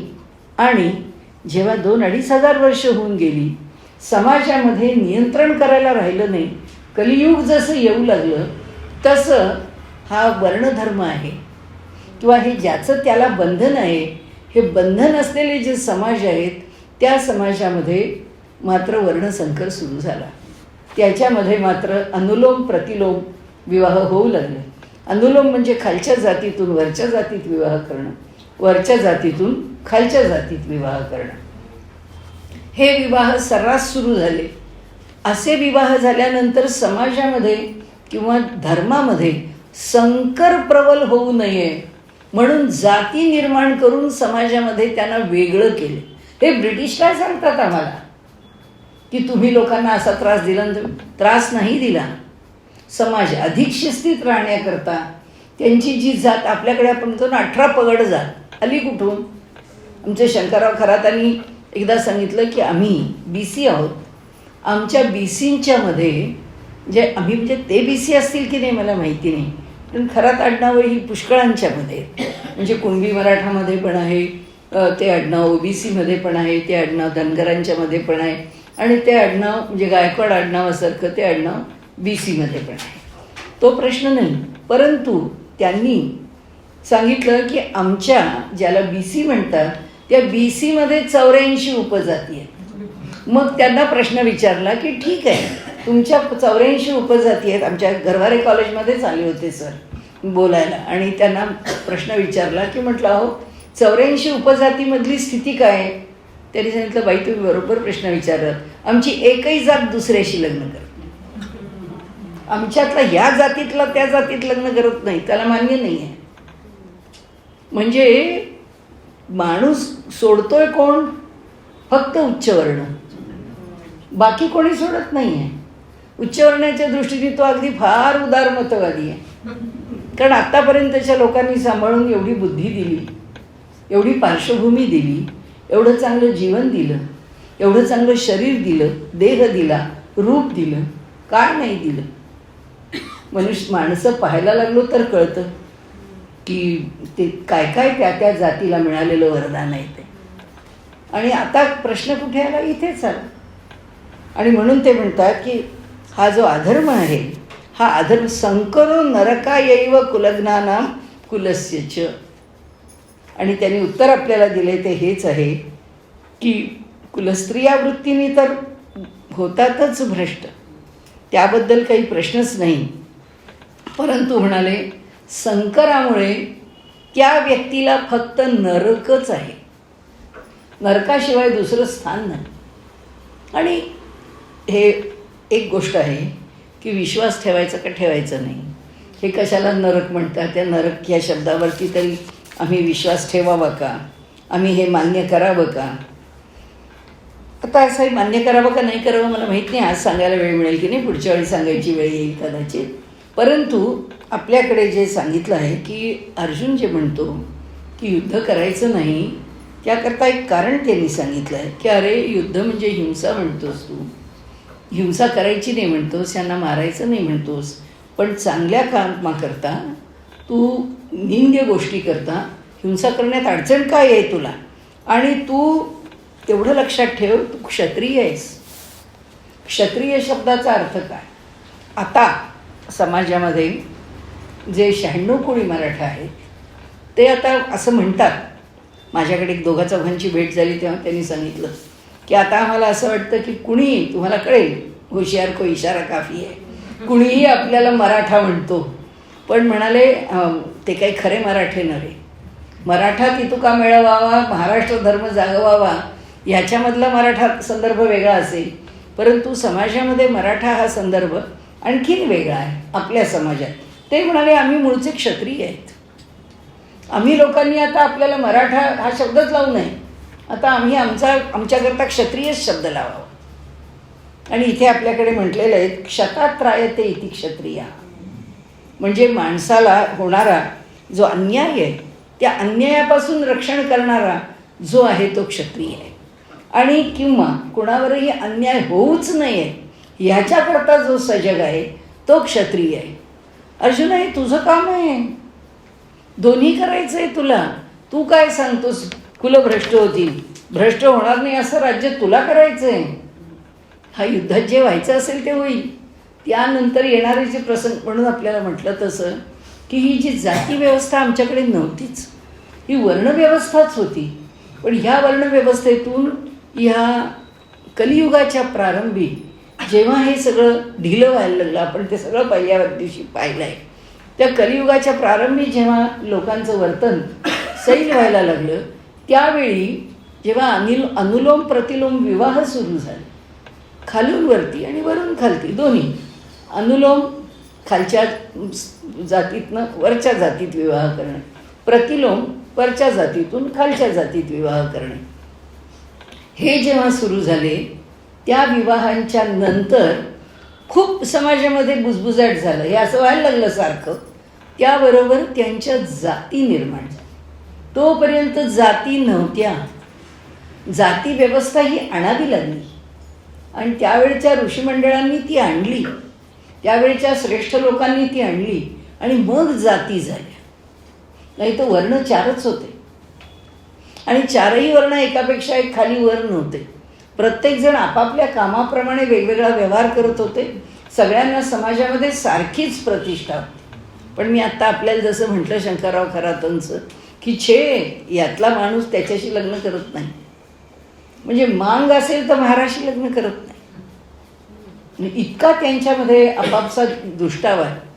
म्हणजे जी गल्ली महारांची आहे त्या गल्लीला लागून मांगाची गल्ली आहे, तर ती महार म्हणते बाई ती मांगाची गल्ली आहे, आम्ही नाही तिकडं जात. आता दोघंही बीसी ना, मग महार कुठे मांग कुठे आलं. असं आहे समाजामध्ये. जो तो आपली जात विसरत नाही, इतका तो आता कट्टर होऊन बसलाय. ती जाती व्यवस्था मोडण्याकरता मला फार दुःख आहे की संघासारख्या संघटनेनी अशा अनुलोम प्रतिलोम विवाहाला प्रोत्साहन द्यावं, ही माझ्या दृष्टीने सगळ्यात मोठी निषेधार्ह गोष्ट आहे. मला नाही मान्य. ते म्हणतात जाती व्यवस्था जर मोडायची असेल तर आम्हाला हे असे सर्रास विवाह केले पाहिजे. अरे आम्ही नादान आहोत का? जाती व्यवस्था मोडण्याकरता हा मार्ग आहे. म्हणजे आपण असं म्हणणं आहे की फार लोक चोऱ्या करायला लागले, फार लोक चारित्र्य भ्रष्ट व्हायला लागले, सगळ्यांनीच चारित्र्य भ्रष्ट व्हा म्हणजे सगळे सारखेच होतील, सगळ्यांनीच चोर व्हा म्हणजे सगळेच चोर होतील. अरे समाज जीवन हे अधिकाधिक उदात्त करण्याकरता समाजाची जी गुणवत्ता आहे ती गुणवत्ता वाढवण्याकरता कार्य करायचं आहे का त्या समाजाची गुणवत्ता खाली आणण्याकरता करायचं. म्हणून भगवंताच्या मनात आलं, या अर्जुनाला कळलं पाहिजे की अरे अन्यायावरती जर तुला रक्त सांडावं लागेल असं वाटलं, सांडलं पाहिजे. आपल्या मनामध्ये नेहमी येतं, म्हणजे की माझ्याही मनामध्ये येतं की मोदी आपल्याकडनं कडक निर्णय घेतात, कठोर निर्णय घेतात. काश्मीरच्या बाबतीत घेतलेल्या निर्णयांच्यामध्ये तर कितीतरी कठोर निर्णय घ्यावे लागले. ह्या म्हणजे अतिरेक्यांना संपवता संपवता आमची तरुण पिढी काही कमी गेली नाही. खूप तरुण पिढीचं नुकसान झालं आहे. परंतु एका उदात्त ध्येयाकरता, एका उदात्त मूल्याकरता जर रक्त पडणार असेल किंवा जर संहार होणार असेल तर क्षत्रियाला त्याच्या दृष्टीने पर्याय नाही. भगवंत म्हणतात हे आवश्यकच आहे, हे घडलंच पाहिजे. होईल मृत्यू, होईल रक्तपात, काय करणार. जे चांगलं घडवायचं आहे त्याच्याकरता जर रक्तपात हाच मार्ग असेल तर काय करणार. त्याला काही पर्याय नाही आहे. म्हणजे अर्जुनाच्या मनामध्ये आलेली ही जी कोमलता किंवा हृदयाचा हा कनवाळूपणा हा भगवंताला एक कुठेही टिकूच शकत नाही त्यांच्यासमोर. कारण ते म्हणतात समाजामध्ये मूल्यांचं किंवा नीतिमत्तेचं अवमूल्यन होऊच शकत नाही, असूच शकत नाही. समाजाने त्याकरता पडेल ती किंमत वेचलीच पाहिजे, पडेल ती किंमत वेचली पाहिजे. आणि समाजाने तसंच आपला समाज जास्तीत जास्त ज्या स्तरावर आम्ही होतो त्या स्तरावर राखण्याचा आम्ही प्रयत्न केला पाहिजे. आणि त्यामुळे त्यांनी इथे जे म्हटलं आहे, संकरो नरकायैव कुलज्ञानाम कुलस्य च, म्हणजे केवळ नरक दोन्हीकडे. इतो भ्रष्टः ततो भ्रष्टः, इथेही नरकच आहे. इथेही ज्या प्रकाराने पाहतो आपण, बोलता काहीच येत नाही आपल्याला, पण जेव्हा घराघरातलं ते वातावरण पाहतो तेव्हा कळतं हे लोक कसे सहन करू शकतात, कसं हे सगळं घरामध्ये चालवून घेतात. दुःख आहे फार मनाला. कारण जो समाज अत्यंत सुसंस्कृत आहे त्या समाजामध्ये जर काही विपरीत घडलं, काय करावं, त्यांनी काय करावं. कारण उलटं आहे की जेव्हा वरच्या जातीतली मुलगी खालच्या जातीमध्ये लग्न करून घेते त्यावेळी त्या मुलीला सारखं दाखवलं जातं आहे, तुझी कसली जात, आम्ही असे वागतो, हे आमचं असंच आहे. आणि जे दुष्ट दुराचारी वर्तन आहे ते वर्तन ती मुलगी रोज पाहत, झालं होतंच डायव्होर्स, वर्षात 2 वर्षात काय मिळवलं. आणि म्हणून भगवंतानी म्हटलं, अरे हे असं घडू नये याकरता तुला राज्यशास्त्राच्या पातळीवर काम करावं लागेल. करा, नियम करा. म्हणजे संघाने आंतरजातीय लग्नाला प्रोत्साहन देणं हे त्याचं उत्तर नाही आहे, हे असूच शकत नाही. जातीयवाद मोडण्याकरता समाजामध्ये मूल्यांचं अधिकाधिक उदात्तीकरण किंवा विशेष रूपाने ती मूल्य ही समाजामध्ये उत्तम प्रकाराने राबवली जावीत, याकरता जी शिस्त पाहिजे ती द्या. समाजामध्ये ह्या घडणाऱ्या गोष्टींचा निषेध करा जोरदार. हे काय म्हणजे आज तुम्ही हा धोका आहे, जो धोका भगवंतानी इथे अर्जुनाला सांगितला तोच धोका आहे आज. आता तुम्हाला जाती मोडायच्या म्हणून तुम्ही मुलींची लग्न कोणत्याही जातीची कोणाशी करून द्या. उद्या धर्म मोडायचा म्हणून आमच्या सगळ्या मुली मुसलमानांच्या घरी द्या. दुसरं काय, आम्हाला धर्माचं शत्रुत्वच नको. आज तेच तर करताय. लव जिहाद प्रकरण काय, आत्ता त्या बागेश्वर बाबाचं सरकार आहे, तो त्याच्या सरकार दरबारामध्ये तो बागेश्वर सरकार जो आहे तो आपल्या दरबारात आत्ता कशाकरता झगडतं, ह्याच 2 गोष्टींकरता झगडतं की वर्णसंकर, धर्मसंकर. त्याचं एक वाक्य मला अतिशय आवडलं रे, ज्या वाक्यावर मी त्याचं सगळं ऐकते. तो म्हणतो, या लोकांना गजवाये हिंद चालतं, मग आम्ही भगवाये हिंद म्हटलं तर कुठे बिघडलं. आम्ही भगवाये हिंद म्हणतो, तुम्ही गजवाये हिंद म्हणता ना. आम्हाला तुम्ही माराल का, म्हणतो मारू ना. तुम्ही जर मारून आम्हाला त्रास दिला तर आम्ही तुम्हालाही मारू. काय आम्हाला काय गुन्हा आहे काय मारलं तुम्हाला तर. तुम्ही आम्हाला मारायचं ना आम्ही मार खायचं, तुम्ही आम्हाला बोलायचं ना आम्ही ऐकून घ्यायचं, होणार नाही. त्यामुळे इथे त्यांनी जे म्हटलं आहे, हा जो संकर आहे आणि कसं ह्या लोकांनी या प्रकारचं विधान केलं मला अजून समजत. ह्या प्रकारचं विधान संघासारख्या जबाबदार संघटनेमधून यावं ही अपेक्षा नव्हती, खरंच नाही आहे. आणि त्यामुळे हा जो संकर आहे, हा संकर जर घडत चालला तर ह्या समाजाचा नरक होईल, भगवंतांनी म्हटलेलं आहे. की नरकाशिवाय दुसरं काही नाही. म्हणजे भगवंतांनी म्हटलं म्हणजे अर्जुन सांगतोय आणि त्या गोष्टी त्यांच्या कानावर येतात. कुलग्ना नाम कुलस्यच, जे कुलग्न आहेत, कुलघातकी आहेत, त्यांच्या कुलाला नरकातच टाकतो, बाकी दुसरं काही होत नाही. त्याच्या पुढे म्हणतात, तो फार मोठा विषय आहे, माहिती नाही आपला आज पुरे होईल की नाही, पण पुढच्या वेळी आपण तो नक्की करू. पतंती पितरो हेशाम लुप्तपिंडोदक क्रिया. म्हणाले ह्या ठिकाणी काय होतं तर त्या कुलाचे पितर आहेत ते सुद्धा पतंती, त्यांचा सुद्धा अधपात होतो. हे तर आपण समजूच शकत नाही. कारण ते ज्या कोणत्या लोकाला गेलेले आहेत त्या लोकाला जाताना त्यांच्या कर्माप्रमाणे ते तिथं जाऊन पोचलेले आहेत आणि त्यांना त्याप्रमाणे ती गती मिळाली आहे. आणि ती जी मिळालेली गती आहे ती गती ते उलटे खाली येतात. म्हणजे कशामुळे जाते ते त्यांना इथे म्हणतात ना, पतंती पितरो हेशाम, ज्यांच्या पितरांना सुद्धा खाली पडावं लागतं. म्हणजे त्यांच्या पितरांना ऊर्ध्वगती मिळत नाही. लुप्त पिंडोदक क्रिया. म्हणाले भगवंता, जर कुलक्षय झाले तर घरात पिंडदान करायला कोण आहे, तर्पण करायला कोण आहे, कोणी नाही आहे. असं जर घरात कोणीच नाही आहे तर म्हणाले त्या पितरांनी काय करावं, त्यांनी कोणाकडे पाहावं. आपल्याकडे पहिला प्रश्न येईल, अहो ते काय तुमच्या तर्पणाची त्या पिंडदानाची वाट बघत बसलाय का, तो पुढचा जन्म घेऊन निघूनही गेला असेल, जाऊ दे. म्हणून सनातन धर्म सांगतो की हा विषय फार सूक्ष्म आहे, हा विषय आम्हाला दिसणारा नाही आहे, समोरासमोर सिद्ध करून देणारा नाही आहे. परंतु गोष्ट एक आहे की पितरांना जर पिंडदान तर्पण जर योग्य वेळी केलं नाही आणि आम्ही आमच्या परंपरेप्रमाणे जर त्यांना त्याच्यातून सोडवलं नाही किंवा त्या संस्कारामधून त्यांना आम्ही जर पुढे नेलं नाही तर त्यांचं पतन होतं, ते उलटे मागे येतात. तो भाग आपण पाहूच. पण ज्यांनी दुसरा जन्म घेतला आहे त्या जन्मामध्ये सुद्धा हे मिळणार कर्माचा सिद्धांत एकदा मनामध्ये अगदी किंवा डोक्यामध्ये अगदी खिळे ठोकून पक्का केला नाही की आपल्याला कोणती अडचणी आहे. कर्माच्या सिद्धांताप्रमाणे केलेलं कर्म हे कधीच वाया जात नाही. आणि ते फलित होतच होतं. आता त्यांनी दुसरा जन्म घेतलेला असला तरीसुद्धा त्याला आशीर्वादाच्या रूपाने ते कर्म लाभदायीच होतं. कसं होतं लाभदायी, त्याचा थोडा एक मुद्दा घेऊ आपण. आज अजून आहे 7-8 मिनटं तर तेवढा होईल. म्हणजे पहिला आक्षेप काय असतो की इथं तुम्ही देता त्यांना पिंड, तो काय तिथं जाऊन पोचतो?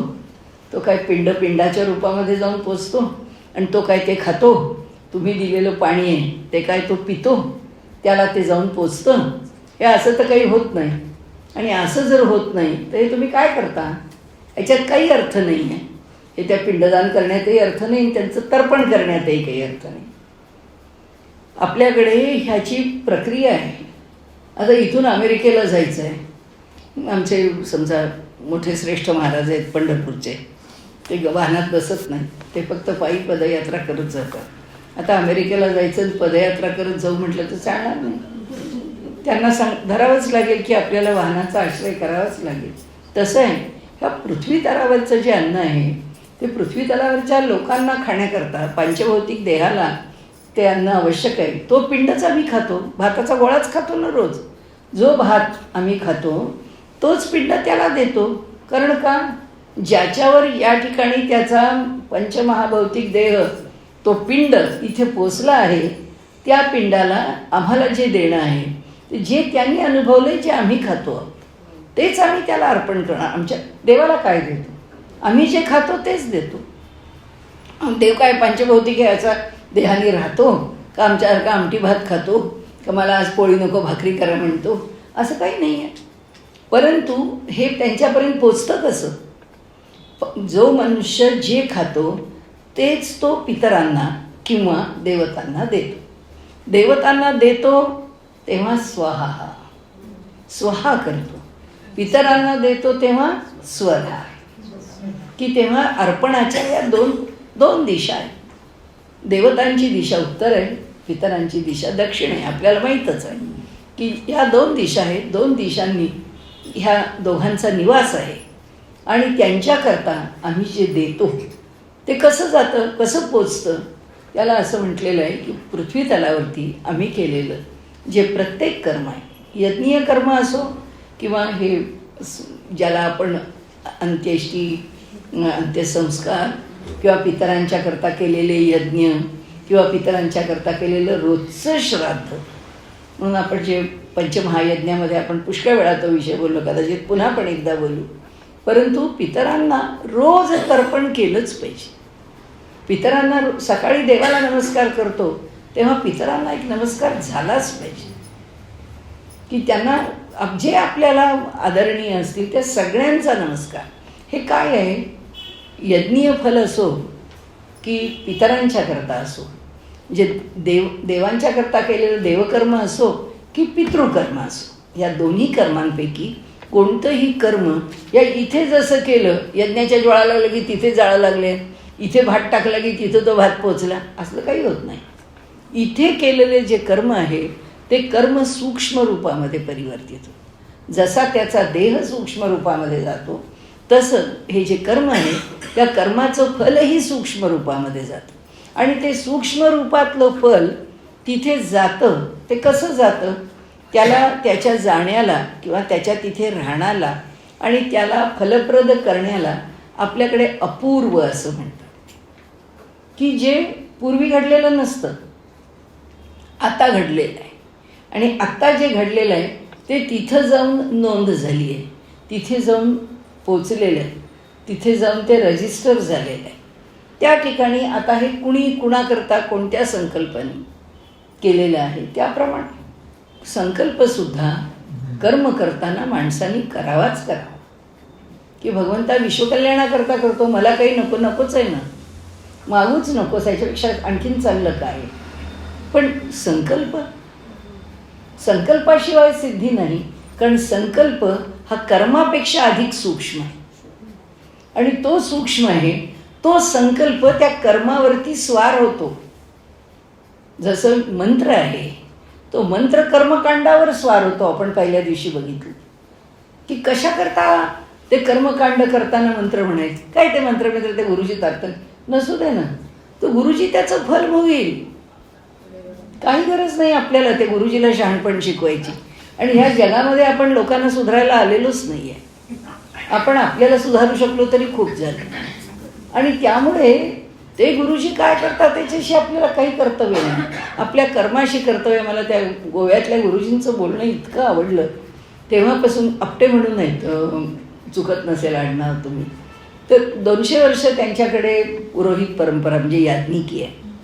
तर लोक त्यांना नेहमी म्हणतात की अहो तुम्ही इतकी वर्ष घराण्यामध्ये, आज 5-5, 7-7 पिढ्या झाल्या तुमच्याकडे, याज्ञिकी आहे घरामध्ये, तर तुम्ही कर्म केलं म्हणजे हमखास फल मिळणार ना यजमानाला. तेवढ्याला कुणी सांगितलं? मी कर्म केलं म्हणून यजमानाला फल मिळणार? माझी कर्म नाही नाही, तुमची एवढी पुण्य आहे, तुमच्या घराण्यांची पुण्य आहे, असं काही नसतं म्हणाले. देव देवाच्या बाजूनी कर्म करत असतो, मी माझ्या बाजूनी कर्म करत असतो, यजमान यजमानाच्या बाजूनी करत असतो. मग म्हणाले मग हे एवढं सगळं केल्याचा उपयोग काय? का नाही म्हणाले. मी जेव्हा कर्मकांड करून आलो किंवा मी जेव्हा याज्ञिकीला गेलो आणि मी जेव्हा दक्षिणा घेतली तेव्हा मी जे कर्म केलं आहे त्या कर्माचं फल मला मिळालं. म्हणाले कसं मिळालं? मला माहिती आहे मला फल मिळालं, कारण मी अत्यंत मनापासून एकाग्र अंतःकरणाने कर्म केलेलं आहे आणि ते मी ईश्वराला अर्पण केलं आहे. हे एवढं माझ्याकडनं घडलं म्हणजेच मला फल मिळालं. मग म्हणाले तुमच्या यजमानाला, यजमानाने मनापासून केलं असेल तर मिळेल, नसेल केलं तर नाही मिळणार. आणि म्हणाले मग देवाचं काय? देव कर्मफलाचा दाता आहे. मी खूप मनापासून केलं, देवाला जर असं वाटलं त्या कर्माचं फल काय आणि किती द्यावं ते तो ठरवेल, मी नाही ठरवणार. तो मला अधिक पण देईल, मला कमी पण देईल, कसंही देईल, त्याला जे योग्य वाटेल. तो ज्ञानी आहे, त्याला सगळं कळतं, कुणाला काय किती द्यावं तो देईल. आणि त्यामुळे हे जे कर्माचं फल आहे ह्याला आपल्याकडे मीमांसेमध्ये अपूर्व असं म्हटलं आहे की ते जे केलं आहे ते कर्म तिथे साठून राहतं. त्या कर्माचं जे डिस्ट्रीब्युशन आहे, जे ते जे जाऊन तिथे पोचल्यानंतर त्याची जी पुण्याई आहे ती पुण्याई कुणाला कशी केव्हा किती द्यायची हे भगवंत ठरवतं. आणि म्हणून ते कर्म करताना आपल्याकडून आपण काय करावं? जास्तीत जास्त निर्दोष करावं. आम्हाला या व्यक्तीकरता हे तर्पण करायचं आहे, या व्यक्तीकरता मला हा संकल्प करायचा आहे, ह्या देवतेकरता मी हे कार्य करतो आहे. देवते तुला योग्य वाटलं तर स्वीकार कर, अयोग्य वाटलं तर माझी चूक सुधार, पुढच्या वेळी मी अधिक शहाणा होऊन तुझ्याकरता कार्य करीन. संकल्प जो आहे तो संकल्प आम्ही त्याच्याकरता केला, आम्ही सुधारतो, आमचं कर्म सुधारतं. त्याला काय द्यायचं आहे तो देईल. आणि त्यामुळे ह्या पृथ्वी तलावरून जर पितरांच्याकरता काही काम केलं तर ते पितरांना पोचतं का? हो पोचतं. आता सगळेच शंका विचारणाऱ्याचं मनाप्रमाणेच हो, शंका विचारणाऱ्याप्रमाणे त्या ज्या व्यक्तीला पिंड द्यायचा आहे किंवा तर्पण करायचं आहे त्या व्यक्तीला पुढचा जन्म खूप छान असा मानवाचाच लाभो, तो त्या जन्मामध्ये जाओ, त्याबद्दल प्रश्नच नाही आहे. पण इतकं सगळं सोपं नसतं, त्याच्यामध्ये पुष्कळ गोष्टी आहेत. त्या जीवाला उत्तम गती मिळाली का? तो जीव योग्य प्रकारे मार्गस्थ झाला का?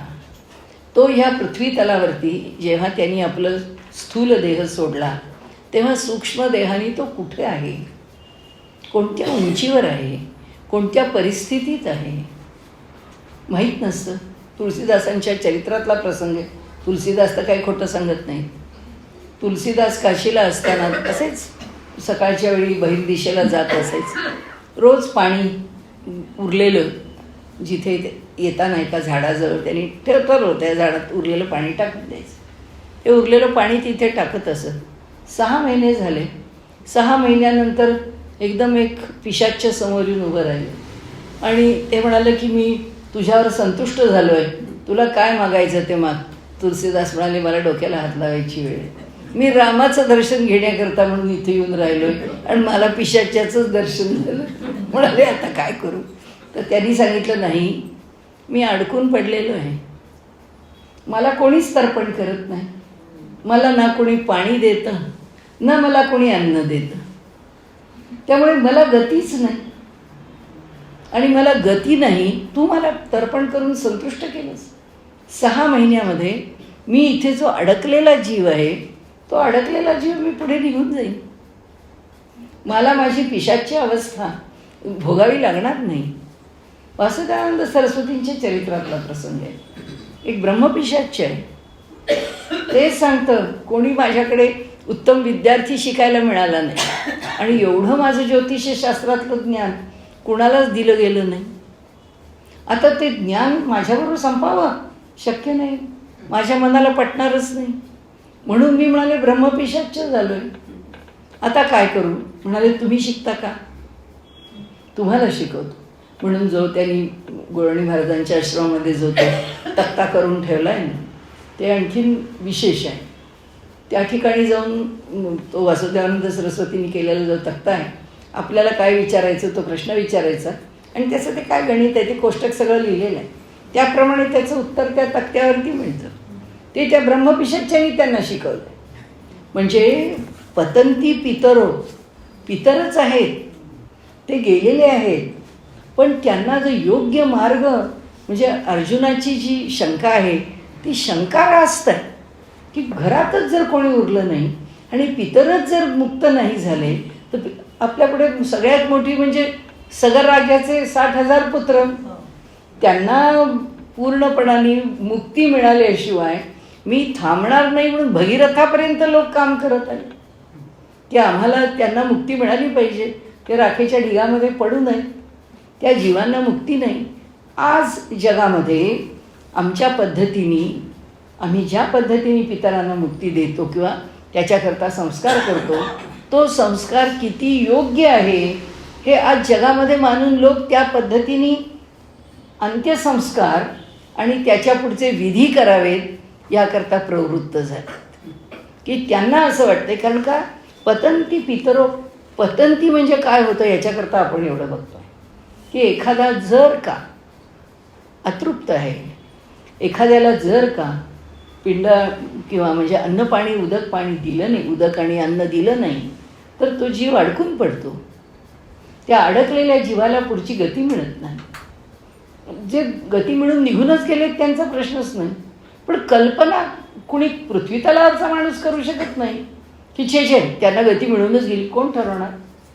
एवढा ब्रह्मज्ञान, एवढ्या विषयाचं ज्ञान असलेला मनुष्य ब्रह्मपिशाच्य होऊन बसला आहे. तर सामान्यांची काय, तर त्यांचा सांगण्याचा हेतू इथे असा आहे की पतंती पितरो हेशाम लुप्त पिंडोदक क्रिया. त्याच्यावरचं जे वाचून दाखवायचं होतं ते मी आपल्याला वाचून दाखवीन नंतर. वसंतराव गोवारीकर आणि मेघपूर रेग्यांचे 2 प्रसंग सांगणार आहे की ज्यांनी आपल्याकडून हे सगळं कसं नास्तिकतेचं वक्तव्य केलं आहे आणि तेच दोघे मी कसा पुढे आस्तिक झालो म्हणतात.